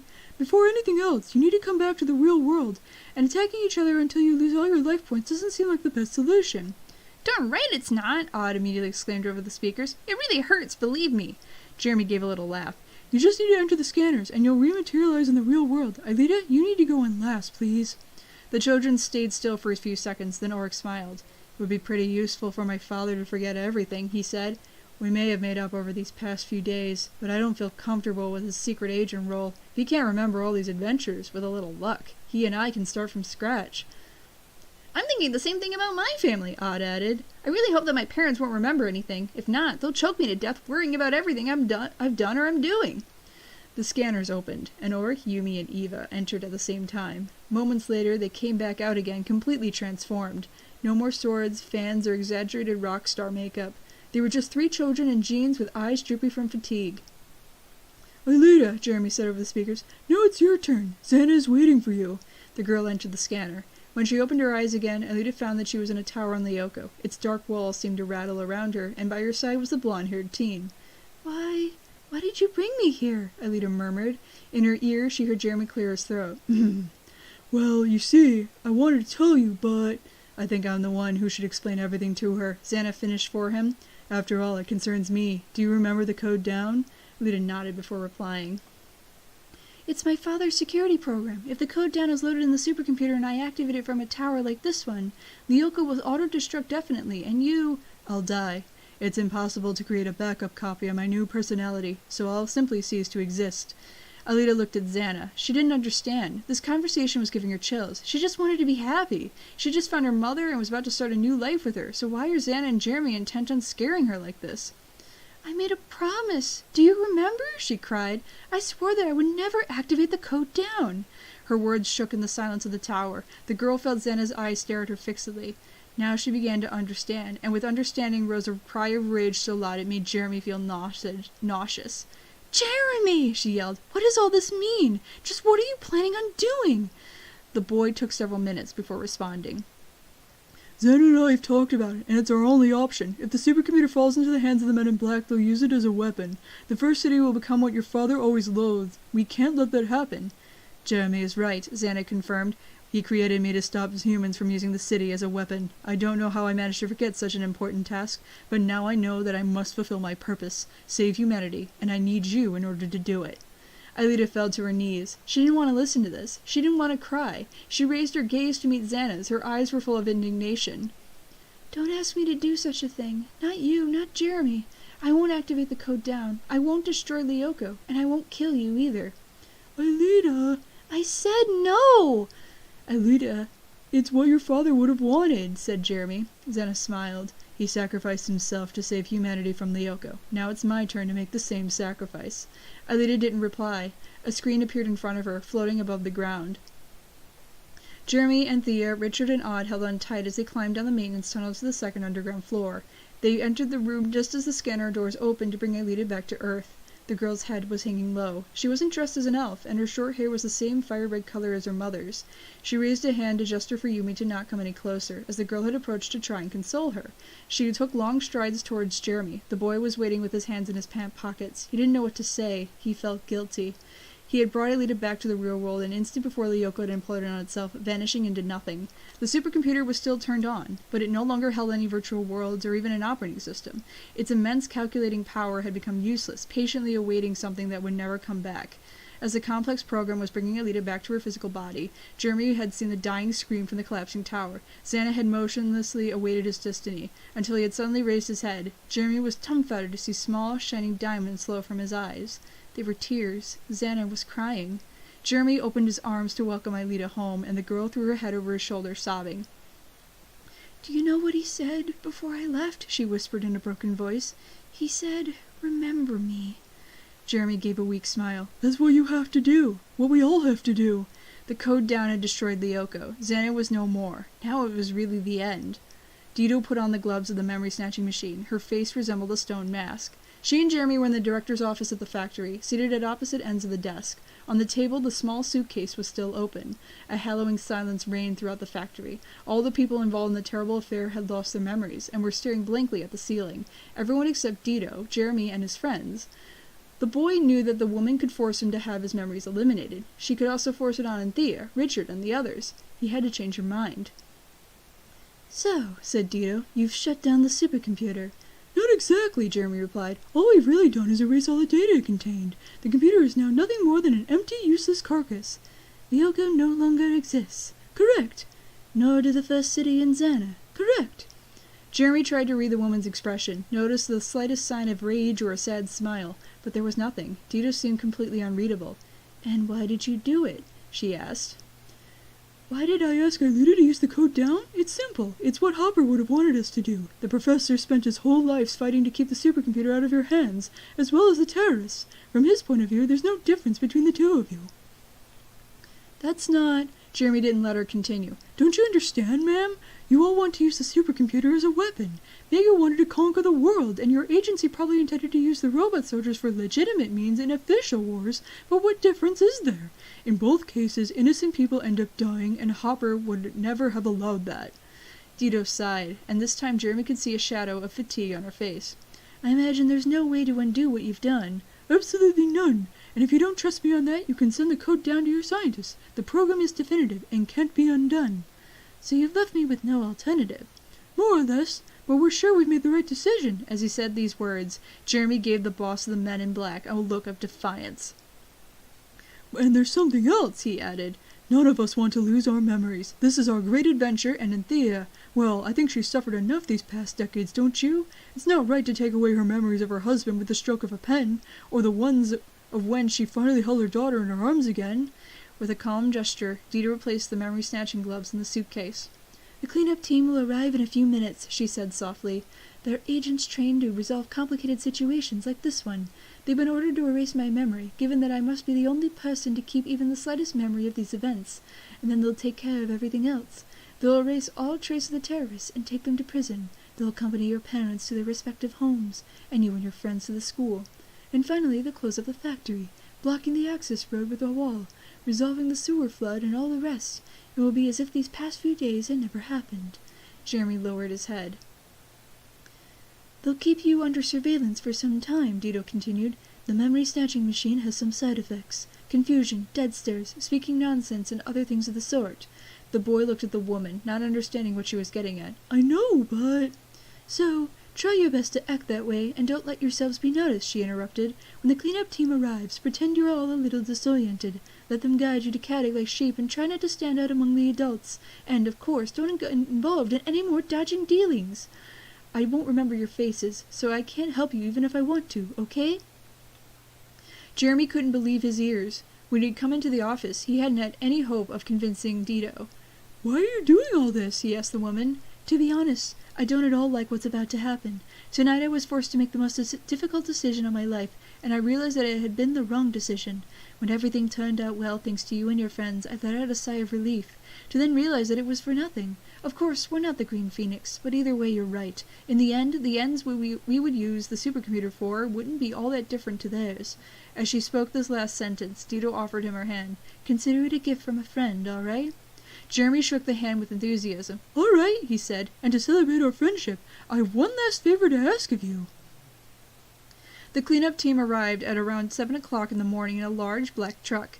They wore plastic suits, gloves, and shoe covers, like forensic scientists. Masks covered their noses and mouths, and large reflective glasses hid the rest of their faces. They didn't speak, not even to each other. Jeremy and the other kids sat in a corner, trying to look a little stunned. Now and then, Odd couldn't help himself, and burst out laughing. That may have been precisely what made their little game of pretend look so convincing.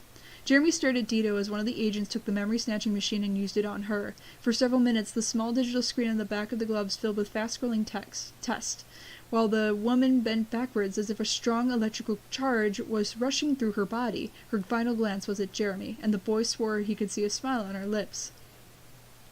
After that, Dido ended up like the others, somewhat disoriented and confused. They led her into a van with Lone Wolf, Weasel, Ferret, and the rest of the men in black. The terrorists were handcuffed and piled into a truck to be brought to the police station. Then it was the children's parents' turn, who boarded a helicopter to be taken to their respective homes. Professor Hertz, Richard, and Thea, Jeremy, and all the others got into the minibus that took them to Caddick. The cleanup agents were rather scary. They all looked the same and were very quiet, but they knew how to do their job.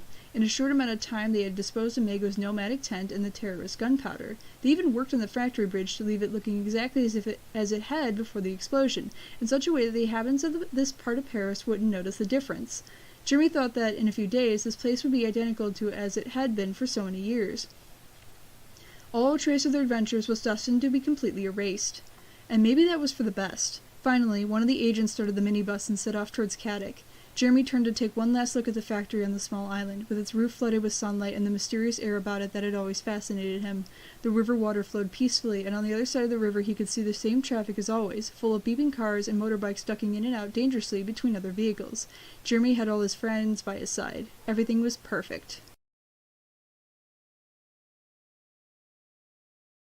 Everybody, F in the chat for Xana. Yep.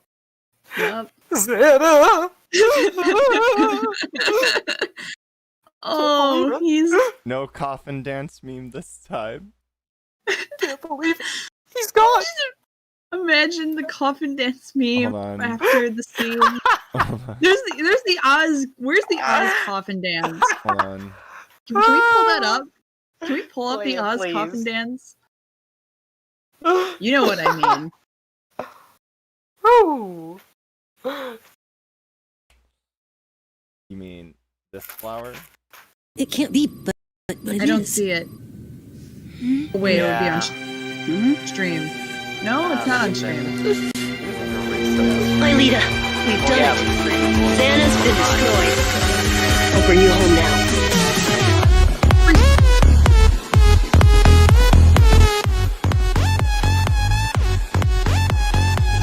Ah, there it is. Said it, but I don't see it. What do you mean you don't see it? It's on the Twitch, not Discord stream, flower. On the Twitch, not the Discord stream. Oh. Yeah, I didn't change it over because we still have to watch The epilogue. That's fair. Yes. Oh boy.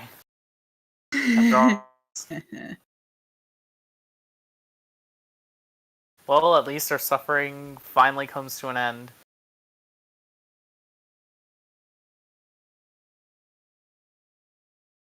Okay, so Ava keeps her memories. What happens to Ava? I mean, is this all resolved in the epilogue? Yeah, Okay. for the most part. If it's not resolved in the epilogue, then you can gripe. But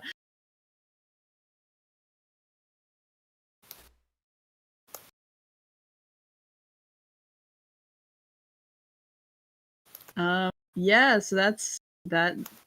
Is there anything else we need to say before the epilogue? Let's just get to the epilogue and then we can talk. Yeah. Mute Alright, up. here we go.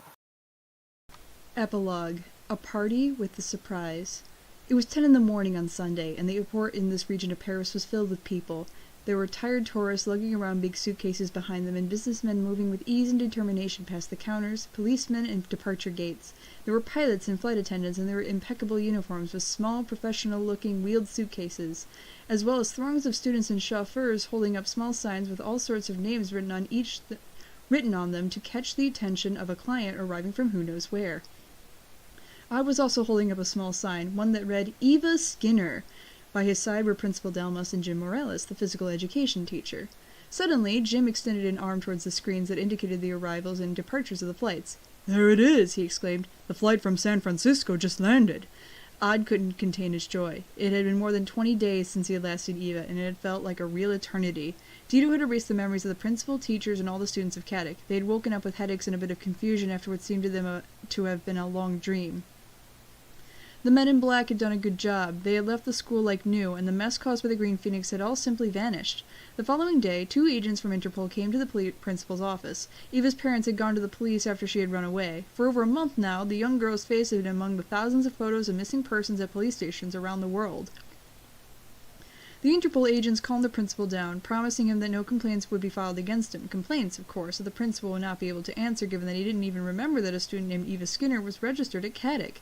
This was the promise that Jeremy had obtained from Dido before the woman wiped everyone's memories, and she had kept her word. Someone had spoken with Mr. Skinner, who was a renowned lawyer, and convinced him to withdraw his complaint.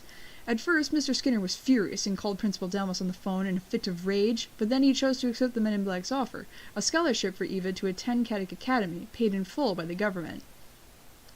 Mr. Skinner thought it was a rather good idea ultimately. Eva seemed so happy when he finally saw her again.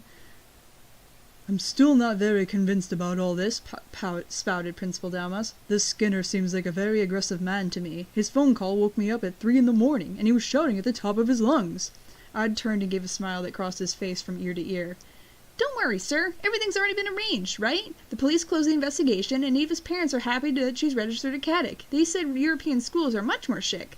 Odd then interrupted himself and began to jump on the spot. Look, there she is!" The sliding doors that led to the baggage claim opened up, and the passengers from the San Francisco flight started to pass by them. Eva was pulling a small wheeled suitcase and was dressed in a light pink jacket that made her seem several years older. When she saw Odd, she waved her hand and ran towards him with her suitcase bouncing behind her. "I'm so glad to see you!" she exclaimed in English while hugging him tight. Me too," muttered Odd in French. "Whatever it is you said." "Idiot! I knew you understood me just fine." Eva gave him a kiss on the cheek, took him by the hand, then gave a small nod to Jim and Principal Delmas.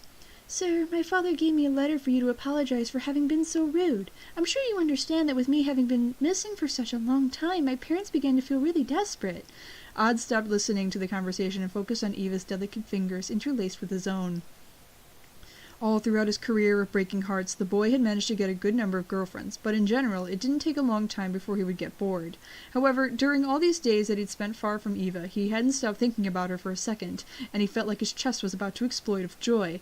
Eva was here, and she was here to stay. "You know what?" he whispered in her ear. "We already prepared your room in the dorms. It's the same one that Aelita once had now that she's living at the Hermitage with her mum." He gave a small laugh before continuing. "At first, it's a bit of a mess, because we need to go to bed early and respect a ton of rules. I know all the ways around them."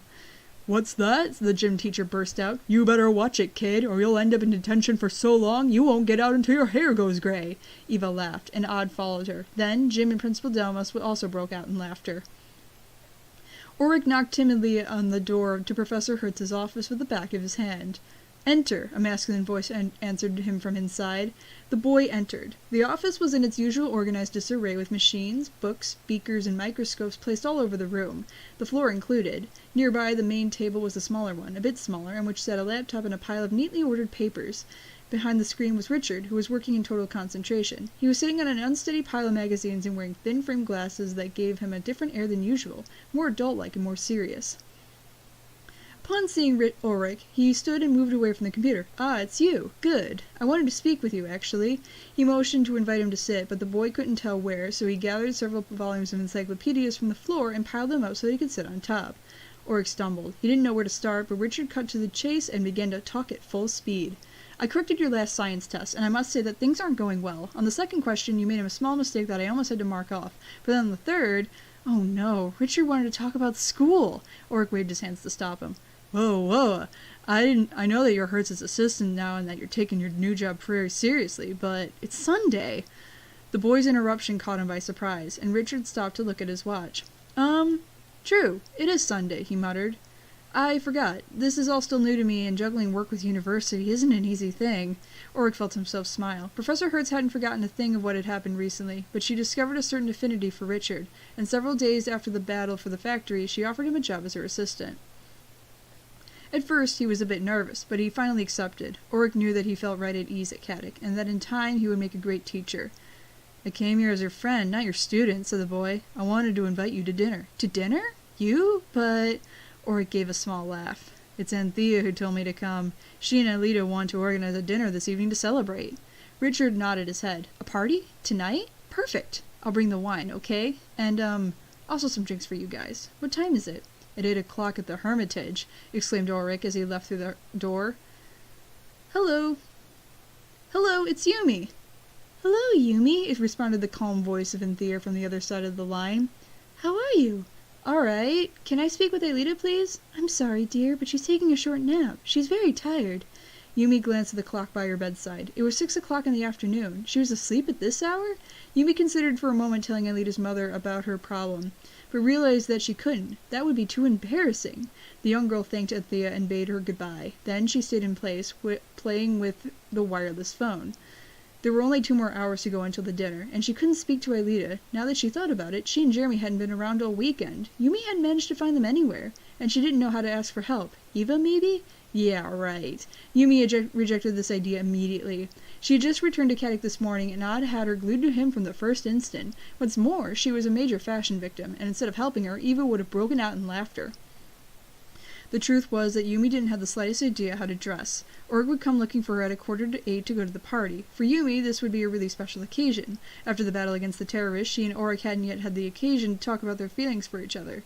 Yumi felt as if something about her had changed, something that was becoming stronger. In the minibus that had brought them to Caddick, leaving the abandoned factory forever behind them, the boy had sat by her side and held her hand. He had become more sure of himself, more bold. What should she wear? She wanted Ulrich to realize that she had made herself pretty for their get-together. Maybe she needed to put on some makeup, but she didn't even know where to start. At that moment, she heard a knocking at her door, and her mother entered immediately afterward, with bare feet and a cup of steaming hot tea in her hand. The tea smelled like jasmine, Yumi's favorite.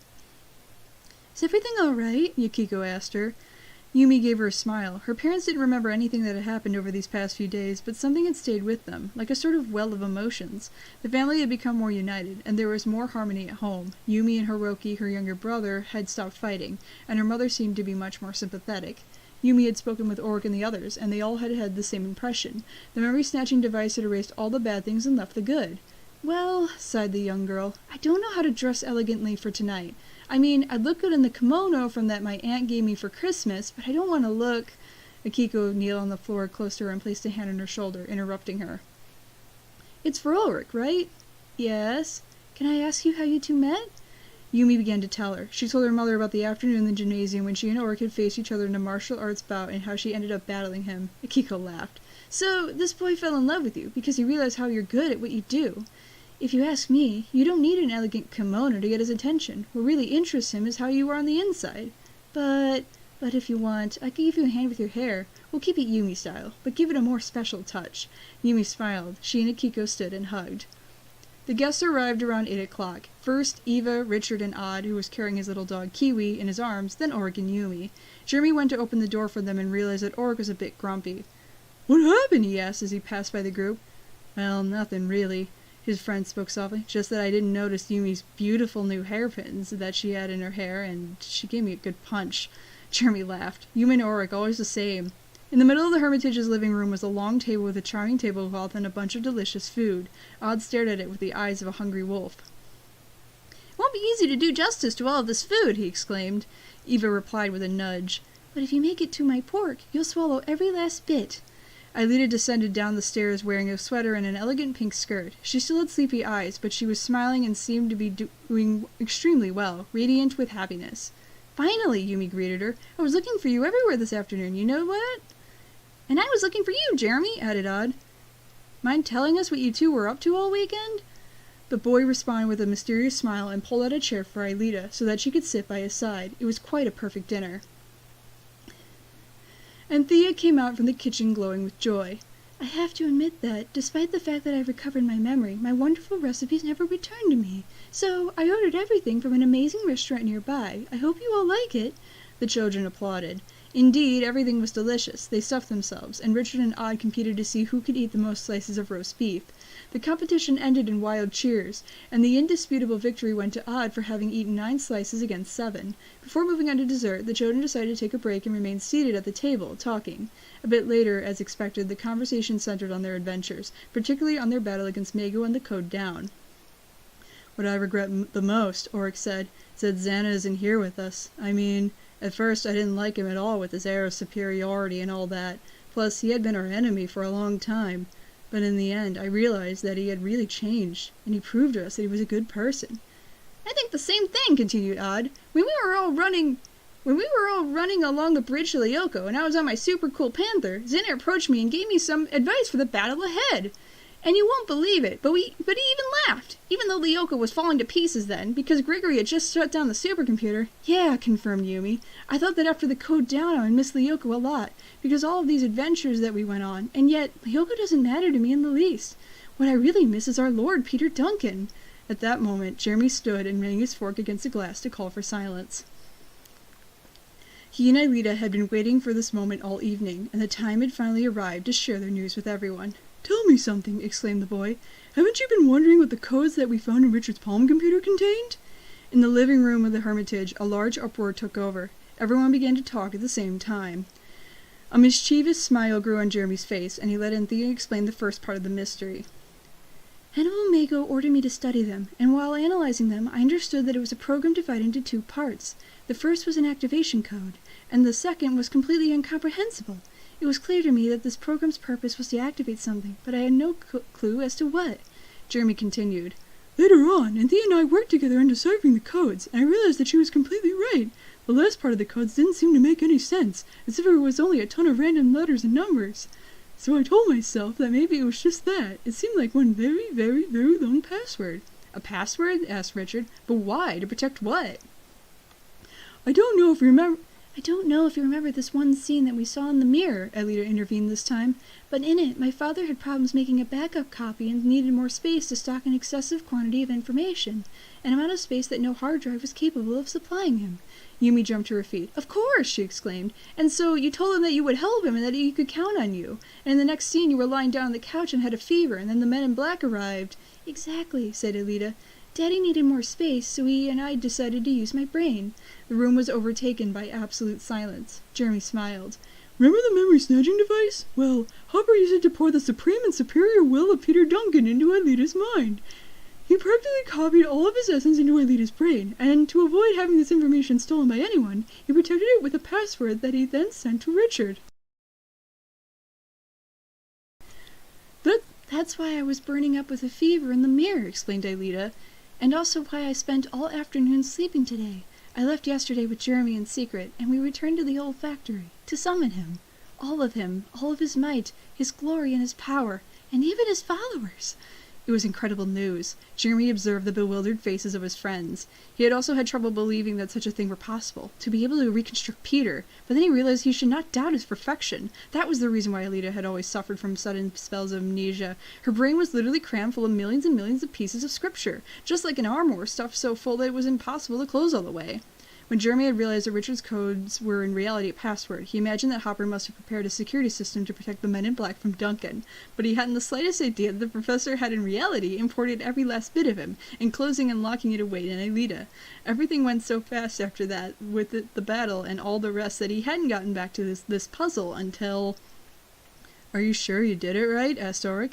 Ulrich, don't utter such blasphemy, Odd reproached him. Our Lord and Savior Peter Duncan has the ultimate will. He would have ensured his recreation was flawless beyond doubt.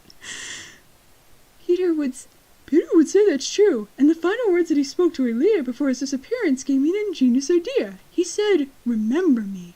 Peter knew all about the codes, and he sensed the truth. He had found the solution to this mystery through his might. Remember me.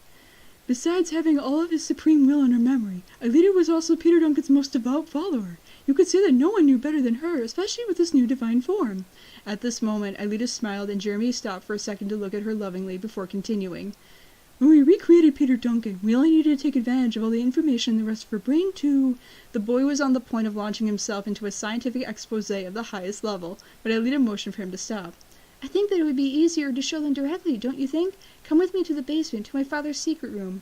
We have another guest on the way to eat dessert with us. He's bald and has been gracious and patient for a very, very long time. He must be about to come and induct us into his glorious cult. Okay, Flower. So obviously, this is a super modified version of the actual epilogue. No. But I Chronicles love is it. the best book now. I love it. It's canon. It's canon. Oh yeah. Now, if you'll now excuse me, I need to go to a jewelry store. Now, if you two will excuse me, I need to go to a jewelry store. Okay. I know why. Oh. That was beautiful, Flower. If only Cam was here.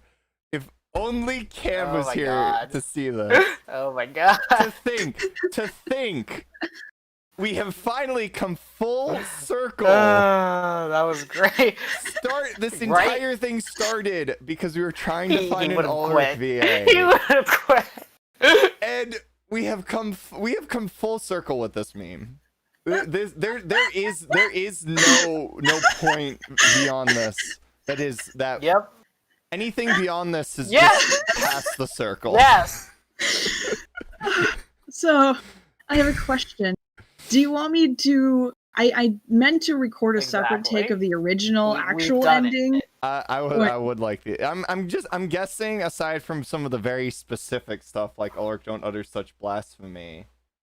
I like our Lord this and Savior version. Peter Duncan has the ultimate. Aside from certain parts like that, I'm pretty sure most of this is you just switched Xana out with Peter Duncan. That's not entirely true. I had to do a bit more work to make it feel a little more natural. But this is mostly pretty close to how it. So you want me to read the original 4 pages because I don't have it recorded? I didn't get to it. Or do you want me to just tell you how it was originally ended? We can just drop it in Catic Live later That's or something. Oh, sure. But I'll at least tell you because it's not just Xana. So in the original ending, it turns out the reason why Alita was having all those memories, that information dump that was in her head, was literally the backup of Lyoko in the first city. And Jeremy figured this out, and so he and Alita and Anthea all worked together to recreate Lyoko. And then they're like, well, Alita super knew Xana pretty well, so we should just use her knowledge of Xana to recreate Xana as well. That's literally what they do. So- And yes, it is Xana. So using the Hermitage scanner. Yeah, I guess they had to repair that too. But then so they just Yeah. So the supercomputer was on and being researched by the Men in Black, or because they basically made the supercomputer a brick, the Men in Black just don't care and they're not researching it. Yeah, originally what I thought had happened is the code down didn't just affect the software, it affected the hardware too, so it actually fried the circuits. So they basically just bricked the supercomputer, but then so then they're like, oh, I guess it's just a hunk of junk. And then they leave, but I guess that's not what happened. Cause they managed to recreate Lyoko, the first city, and Xana, which I still think is kind of a cop-out ending. I didn't like that ending either. I'm I think that should have been just left destroyed. Honestly. Yeah. No, Xana, I think the book ultimately was coming to Xana gets devirtualized. That's why when I first which I would have been posited, fine with that, but then it's no, Xana's back. Lyoko and the first city's back. So that entire thing just doesn't matter narratively. Pretty much. Nothing matters. That's okay. Because Peter has returned. Wait, hold on. That's a much better ending. I was actually a little upset. I was worried that when I had to leave, I'm like, oh, I'm gonna miss out on your reaction to Oh, so the brilliant. ending. I've never 13 minutes or 15 minutes of just the pictures. That's a lot of pictures. Yeah, I mean, I scroll through like the books because I wanted to capture the pictures on the chapter Le intros Chat too. Noir. The Black Cat by Edgar Allan Poe.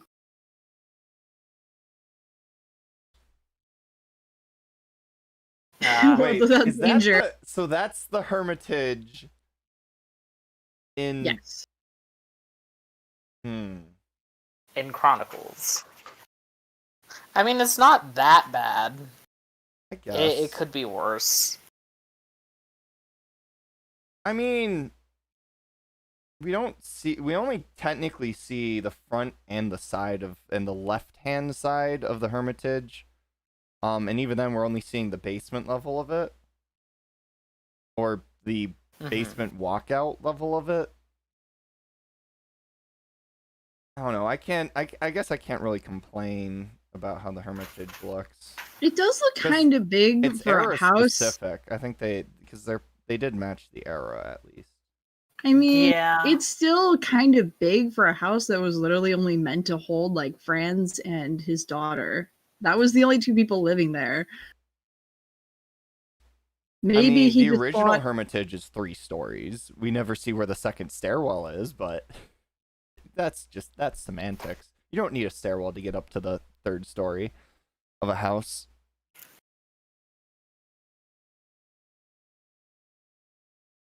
I mean, yeah, but keep in mind, Dark Xana, the era the Hermitage would have been built, maybe it wouldn't. I mean, the Hermitage is a fairly large house, so it was probably owned by someone with a fair bit of money, and then it probably got transferred over, like, at least in the canon we have here, it made its way through some government organizations and eventually ended up as being the place where Hopper was in hiding. So I don't know. I like how they just have a picture of the top of the sewer ladder. Yep. But no, yeah, that was brilliant. I was not expecting that. I'm like, oh, it's gonna say. If I was about to say, oh yeah, something about Xana, and then oh, it's Peter Duncan. He is in Chronicles. This Neither is the true was ending.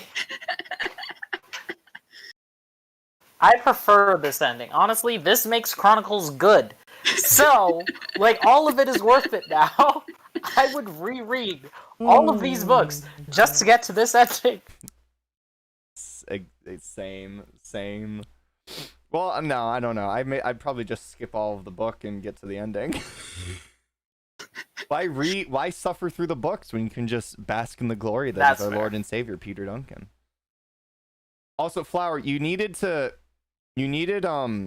when Odd was like, that's also fair. When Odd questions Ulrich's blasphemy, Ulrich should have retorted that as Peter Duncan's right-hand man, I would never stoop to such a level of blasphemy. It's a good idea. I was just hesitant to like mess with the story too much because I didn't want to break the formatting. That's fair. Like I was trying pretty hard to like make it natural, but also not change it to the point where it's like that's completely rewritten. I was already struggling to try and get the format to match, and I didn't quite succeed. The font's not quite right, but it's close enough.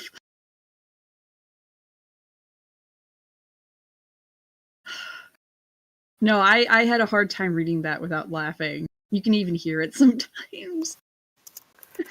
No, yeah, there were a few times I noticed. I was just trying. I was too busy loving it to to notice. The normal book text got me through it. I was muted, but I was laughing so hard. I just didn't see it coming. I knew we said something about doing it as a joke, but I never So this is why it took you so long to record them last night. No, I actually had the PDF up ready but like on Friday, I think I had made that. It was I just okay. It was just a voice. You don't want to tie your voice Yeah. out. Yeah. That's fair. But I'm like, I needed that motivated me to get it finished on like before I went to bed. So, because if I don't do it, then Wait, so it this won't is happen. supposed to be a camera memory card, yet it's a floppy disk? That happens. There are cameras that are like that. Not Yeah. modern cameras, but Probably like a super advanced floppy disk. or like Franz's memory compression is just really impressive. It can fit on a 3 1/4 inch floppy disk. Brilliant. No, those are mini floppy disks. I gotta say, the Cat Academy enrollment form, you actually see a glimpse of Richard. Like young Richard from when he was still a student at that Caddick. picture that we just went past. Yep. Grigory Nictopoulos' passport.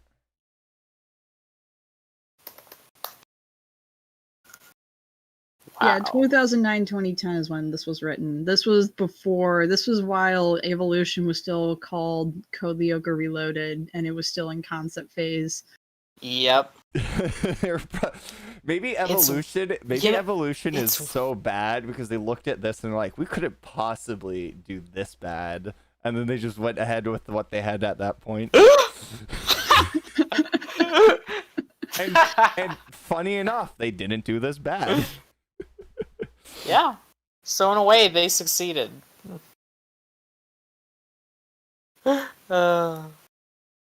Radio frequency interceptor. Semi-automatic pistol. Portable DVRs.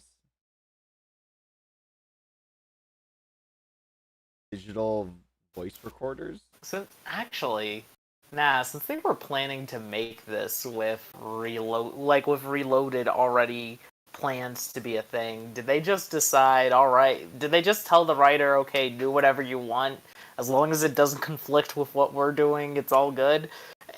I mean, that's it. I mean, if like the entire backstory portion of Chronicles wasn't just straight up butchered, what season 1 through 4 butchered, you could easily just you could just plop this into the middle of you could sort of plop this into in between season 1 through 4 and Evolution. If you just have Anthea kidnapped again. No, if you just have Anthea kidnapped again.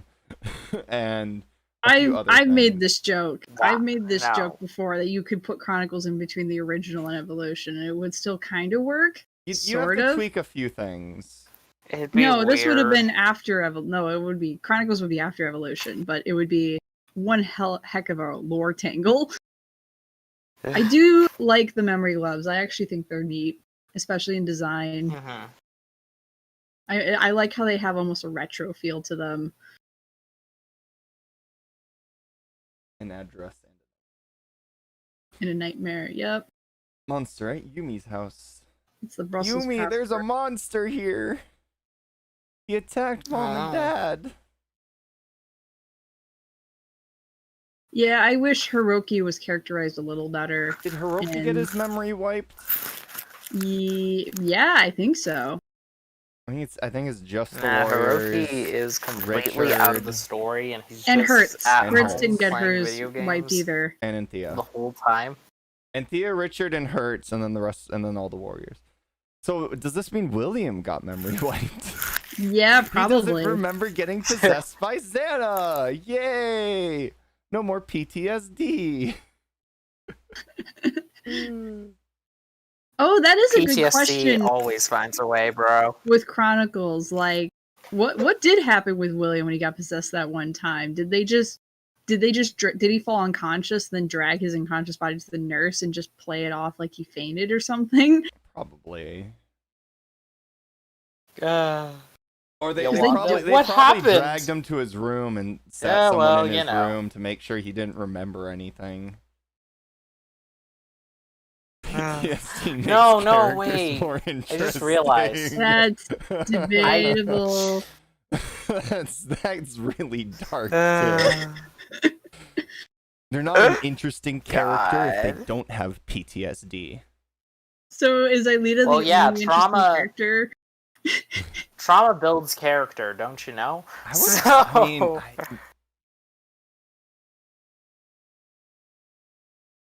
I find it so what was the extra gift for from Dito? Was it just Ava?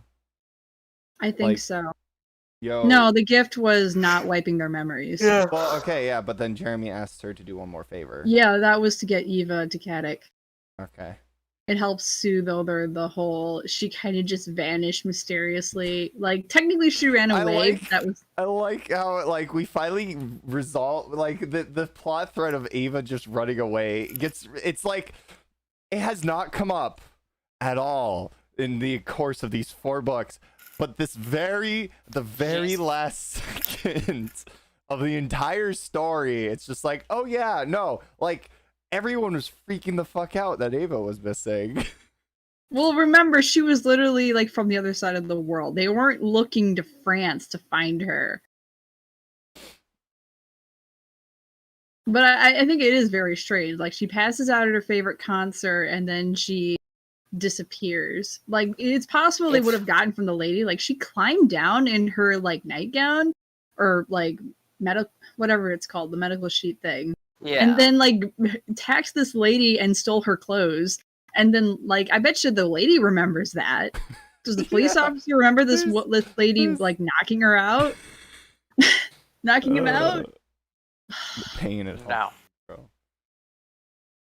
I like some of these maps, and the maps are like such a wide range of differentiating opinions on what Caddick and whatnot look like. I still find the most interesting choice usually is whenever the question of where the Hermitage comes up in like canon, with the exception of the actual seasons 1 through 4, everyone's just like, oh yeah, it's like right next to Caddick. Because in Chronicles you can see Caddick from the Hermitage, even though in actual canon you can't. And then obviously evolution, it just doesn't. What's the Hermitage? It's because the original show doesn't do very good at showing off its spatial awareness of like where things are in relation to each other. It just kind of gets hand waved. It's really how far away something is from something else depends on drama. How dramatic would it be if this thing was much further than it really was? Aelita's just such a Chad, biking from like somewhere sort of out of the city all the way to the factory. Like, such a Chad. It's a chance that the bus was really there more to like carry all their luggage than it was to because I mean they're super still far away. Sort of out of the city. They're not sort of, but yeah, there's plenty of times where distance is just a measure of creating suspense. Oh, here we go. These images. This book 4 set of images is her just hair sort of is pink. Oh, that's her Lyoko form. That's her Lyoko form. Yeah, I guess. See. Wait, does that use season 4, Yumi? What? What? Yeah, that is season. That's season 4 What? Ulrich. No, it's season 4 That's Ulrich season too. 4, Yumi, isn't it? And Ulrich. Yeah, and Ulrich. And Ulrich. What the? I'm mad. I'm mad. But on Aelita, they remain. Make But that one New York has 2 sabers. Watch oh, we don't even get to see Jeremy. Music power question mark. Research by the FBI. Contact Dito. Unaccessible. Sewer access. Thermostat. Some of these images are the half paging is wrong. Like this would need to be a page over, and then I'm guessing the completionary half of this page is gonna show. I mean, I know those borders are pretty close when I adjusted my cutting off for the. No, yeah, but this is the right half even- of that page on the last screen, which Yeah. is just which is Adobe Acrobat being stupid. It's not your it fault. might just be like this is I feel like you're supposed to look at this like not from a standard book perspective, which is why it's a little funky to look at now. No, you are supposed to look Yeah. at these from a standard book perspective. This is the right half of this Do they like pair fold of out? pages. This is the right half of the pair of pages. You can see the crease line from what they used to scan it, or the bend line on the page, because the image is warped on this whole plane.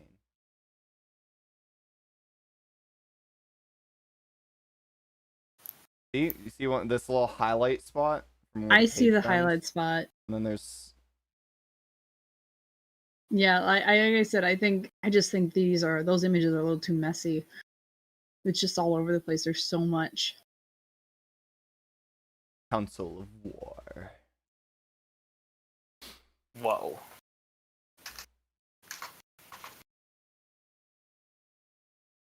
So when Odd described Ava like a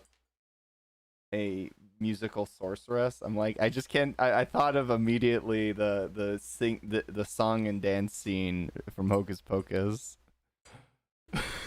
I put a spell on you. I'm just like, that's Ava. That's Ava right there. Oh.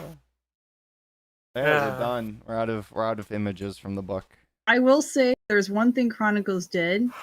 Franz Haber never comes back to life. I mean, evolution didn't bring him back to life. You've yeah. specified that they probably would have in season 2 if season 2 got made. No, I don't think I specified that. I'm not They might have. 100% sure of that. There's good. You did say that a lot. Did I? I mean, Yeah, there's you good did. reason to Wasn't believe me. they might bring him back, Yeah. just so they could kill him again.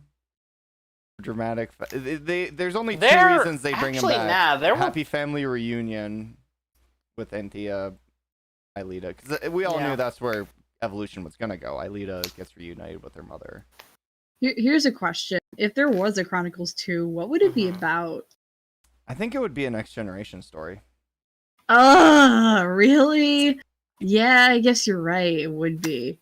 And Xana. except Ew. maybe No. Mago breaks free. It's from kind of prison. implied he probably died or is like very injured. I mean, it sounds like he drowned. He straight up just Zan- drowned. He Yup. crashed into the water and then it's like, oh yeah, no, we gotta drain the river But to find him. He launched himself into the water at a pretty high rate. It from a do high be like scale. that. Like, yeah, if you he probably like got crushed by the water from hitting it on the impact. Straight, he fell unconscious and then drowned. That's the likely scenario. He probably broke a bone or two when he hit the water, or a couple ribs. But In the sequel, he definitely becomes a drowned. cyborg. He uploaded his consciousness to the supercomputer, and where he uploaded it to was immune to cone down. I mean, I don't really know because unless you do like a next generation thing, but then considering Chronicles sort of RTTP doesn't exist, you don't run into the issue of the Warriors would know right away the moment the first RTTP happens. But there's also the Warriors would notice something on the news at some point and be like, what are my kids doing? I think it just have to be, I don't know, some other ex-Carthage scientist who didn't get mind wiped built his own supercomputer and a bunch of kids found it. I mean, that his would version of the first city. I honestly wonder, because you'd really be straying away from the original source material at that point, that it would just be, that might actually make a better story than this. Honestly, if they hadn't just been like, oh yeah, the network, they never went on the network. if you had taken the network part of season 4 and just ran with it as oh no, there's like other Xanas on the internet and other ex-Carthage employees with their own supercomputers and their own super AI. And like you can have some of them like left Carthage because they didn't think Carthage was ambitious enough. Because Franz left Carthage because he disagreed with, he felt lied to, and he disagreed with what Carthage was going to be. So he left to destroy Carthage. But you could have some that just left because they're like, oh, Carthage isn't going far enough. And then you could probably have a couple others who were like who disagreed with the ethics of Carthage, and they left to destroy Carthage. Like you could have, I mean, I don't think you could probably do like another entire story arc of just one of the AIs, one of the benevolent guys who were questioning the ethics of Carthage. But like you couldn't do it too many times because then it's just the same plot. But yeah, maybe like other ex-Carthage employees having created their own super AIs, either to outdo Carthage because they're like some Green Phoenix type organization want to conquer the world. What? We're probably overthinking this. I know I kind of skipped over it in my meme ending, but they did just rebuild Lyoko in the first city and Xana. It's possible that someone finds out that there's a super weapon over there and goes after it to use it for their own gain. That could be a plot. Huh. Basically Hannibal Mago Part 2, except this time it's like not. It's Grigory. Grigory escapes. Grigory escapes prison, and then he gets. Oh, that's actually brilliant. Yeah, but he got his mind wiped, so he wouldn't remember. Well, we know the mind wiping isn't infallible because Walter Stern was able to remember bits and pieces. Not true. A whole lot, yeah. but. And it's possible Gregory was using those gloves. It's not impossible he figured out a way to make himself immune to it, so he just faked it, and he really remembers everything. Dark Xana, likely the epilogue portion of the book takes place a couple weeks after all the events. So yeah, I'd bet it had been 20 days. They were faking it long enough for the government to stop watching them. Oh yeah, Gregory's got Nightmare's got a point. Gregory's got a stack of tapes full of all these people's memories that he's had in his back pocket in case things don't work out with Mago. Well, they didn't work out with Mago. We didn't really defeat Gregory then. He could come back and he could cause trouble. This is why Anthea should have just nervously shot him. Oh my god. Her finger trembled onto the trigger. And Grigory, the gunsmith that he probably would be, has a hair trigger on his gun, so it just went off. Xana had a beautiful life and got himself a girlfriend, and now he has a kid and lives happily ever after. Is this girlfriend Xena, a warrior princess? Oh, yes. Wait, it's Aelita. It's literally Aelita. No. Jeremy's super jealous. Jeremy recreates Xana just to get cucked. Jeremy got cucked by Xana.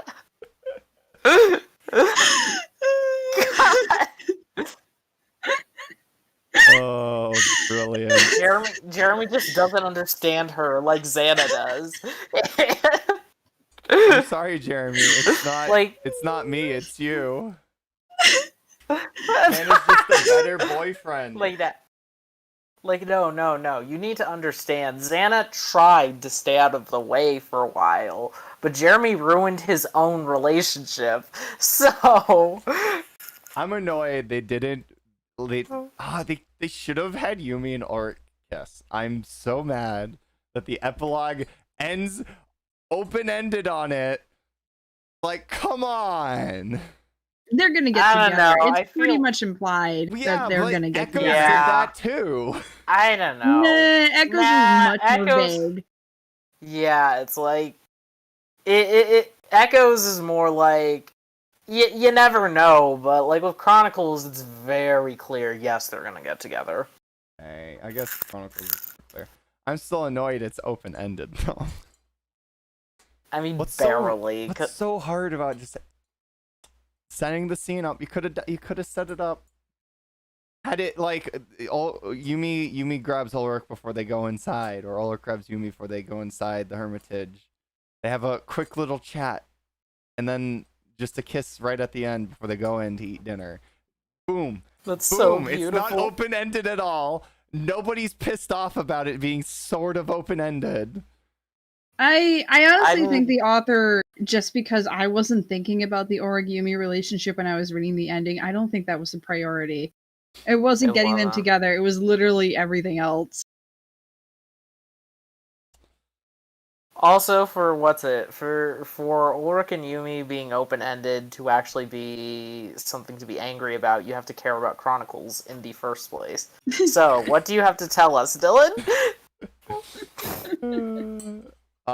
Chronicles has its own charm in the way that it is so jankily put together. Fair enough. I still I disagree. I don't think it's as bad as The Room. I don't think it's so bad it's good. It's just it's a fun experience to give to other fans of CL to talk about how it works and how it doesn't. And to maybe but like it's mostly not bad doesn't. enough.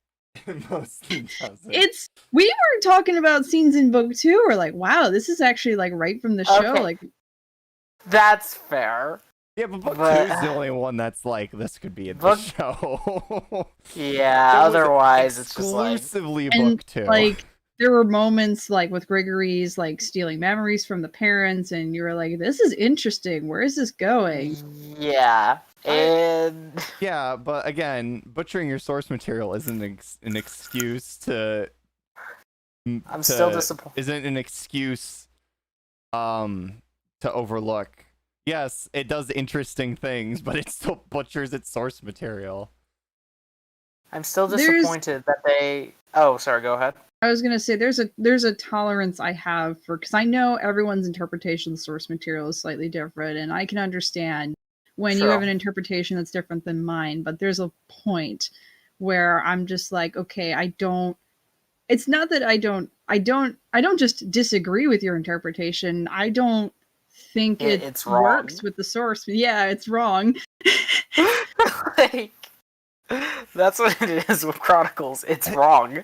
The so thing wrong. is like when I can sit and say list source examples from episodes to prove why you're wrong, then you're not doing it right. Yeah. Let me see. Overbike is not in Fight to the Finish just at all. What the heck is an overbike, man? Here's the example that came to mind when Kiwi ran out of Odd's room, which I don't think is something he would do, but that's harder to prove. And then he runs in. When Jim sees this dog, he pets down. He's like, "Oh, you're such a good boy," and he pets him. This is not in character for Jim. Yeah, that's right. This is not in character for Jim, and I can prove it with source material episodes, like from Holiday in the Fog, for example, or there's the lake.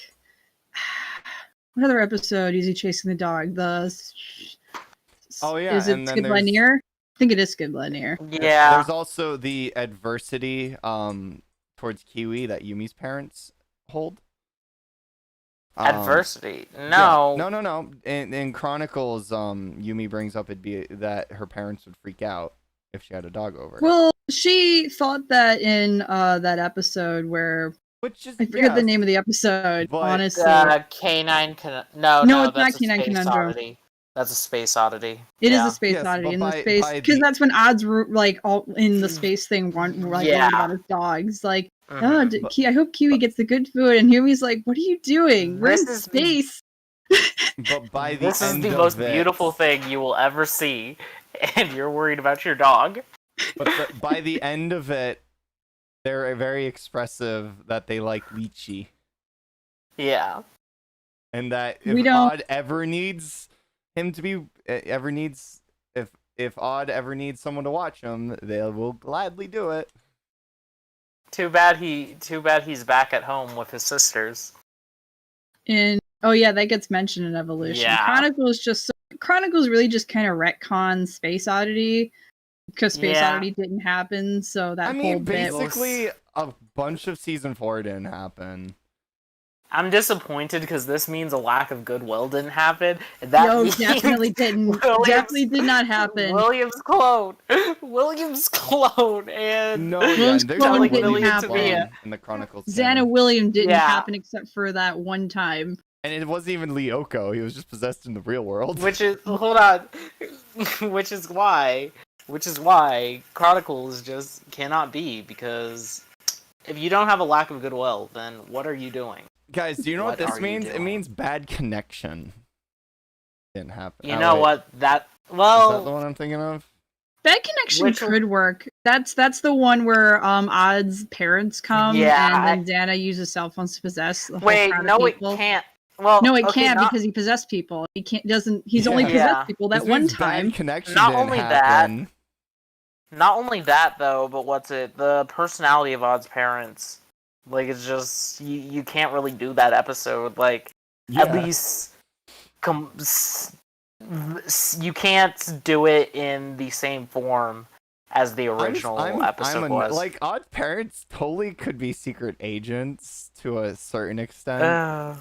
Like, you could have no, I'm saying you could have taken their canon character traits and made them just secret agents, and like that's the reason they travel so much, is because they're secret agents and their cover is that they're an opera singer and a actress.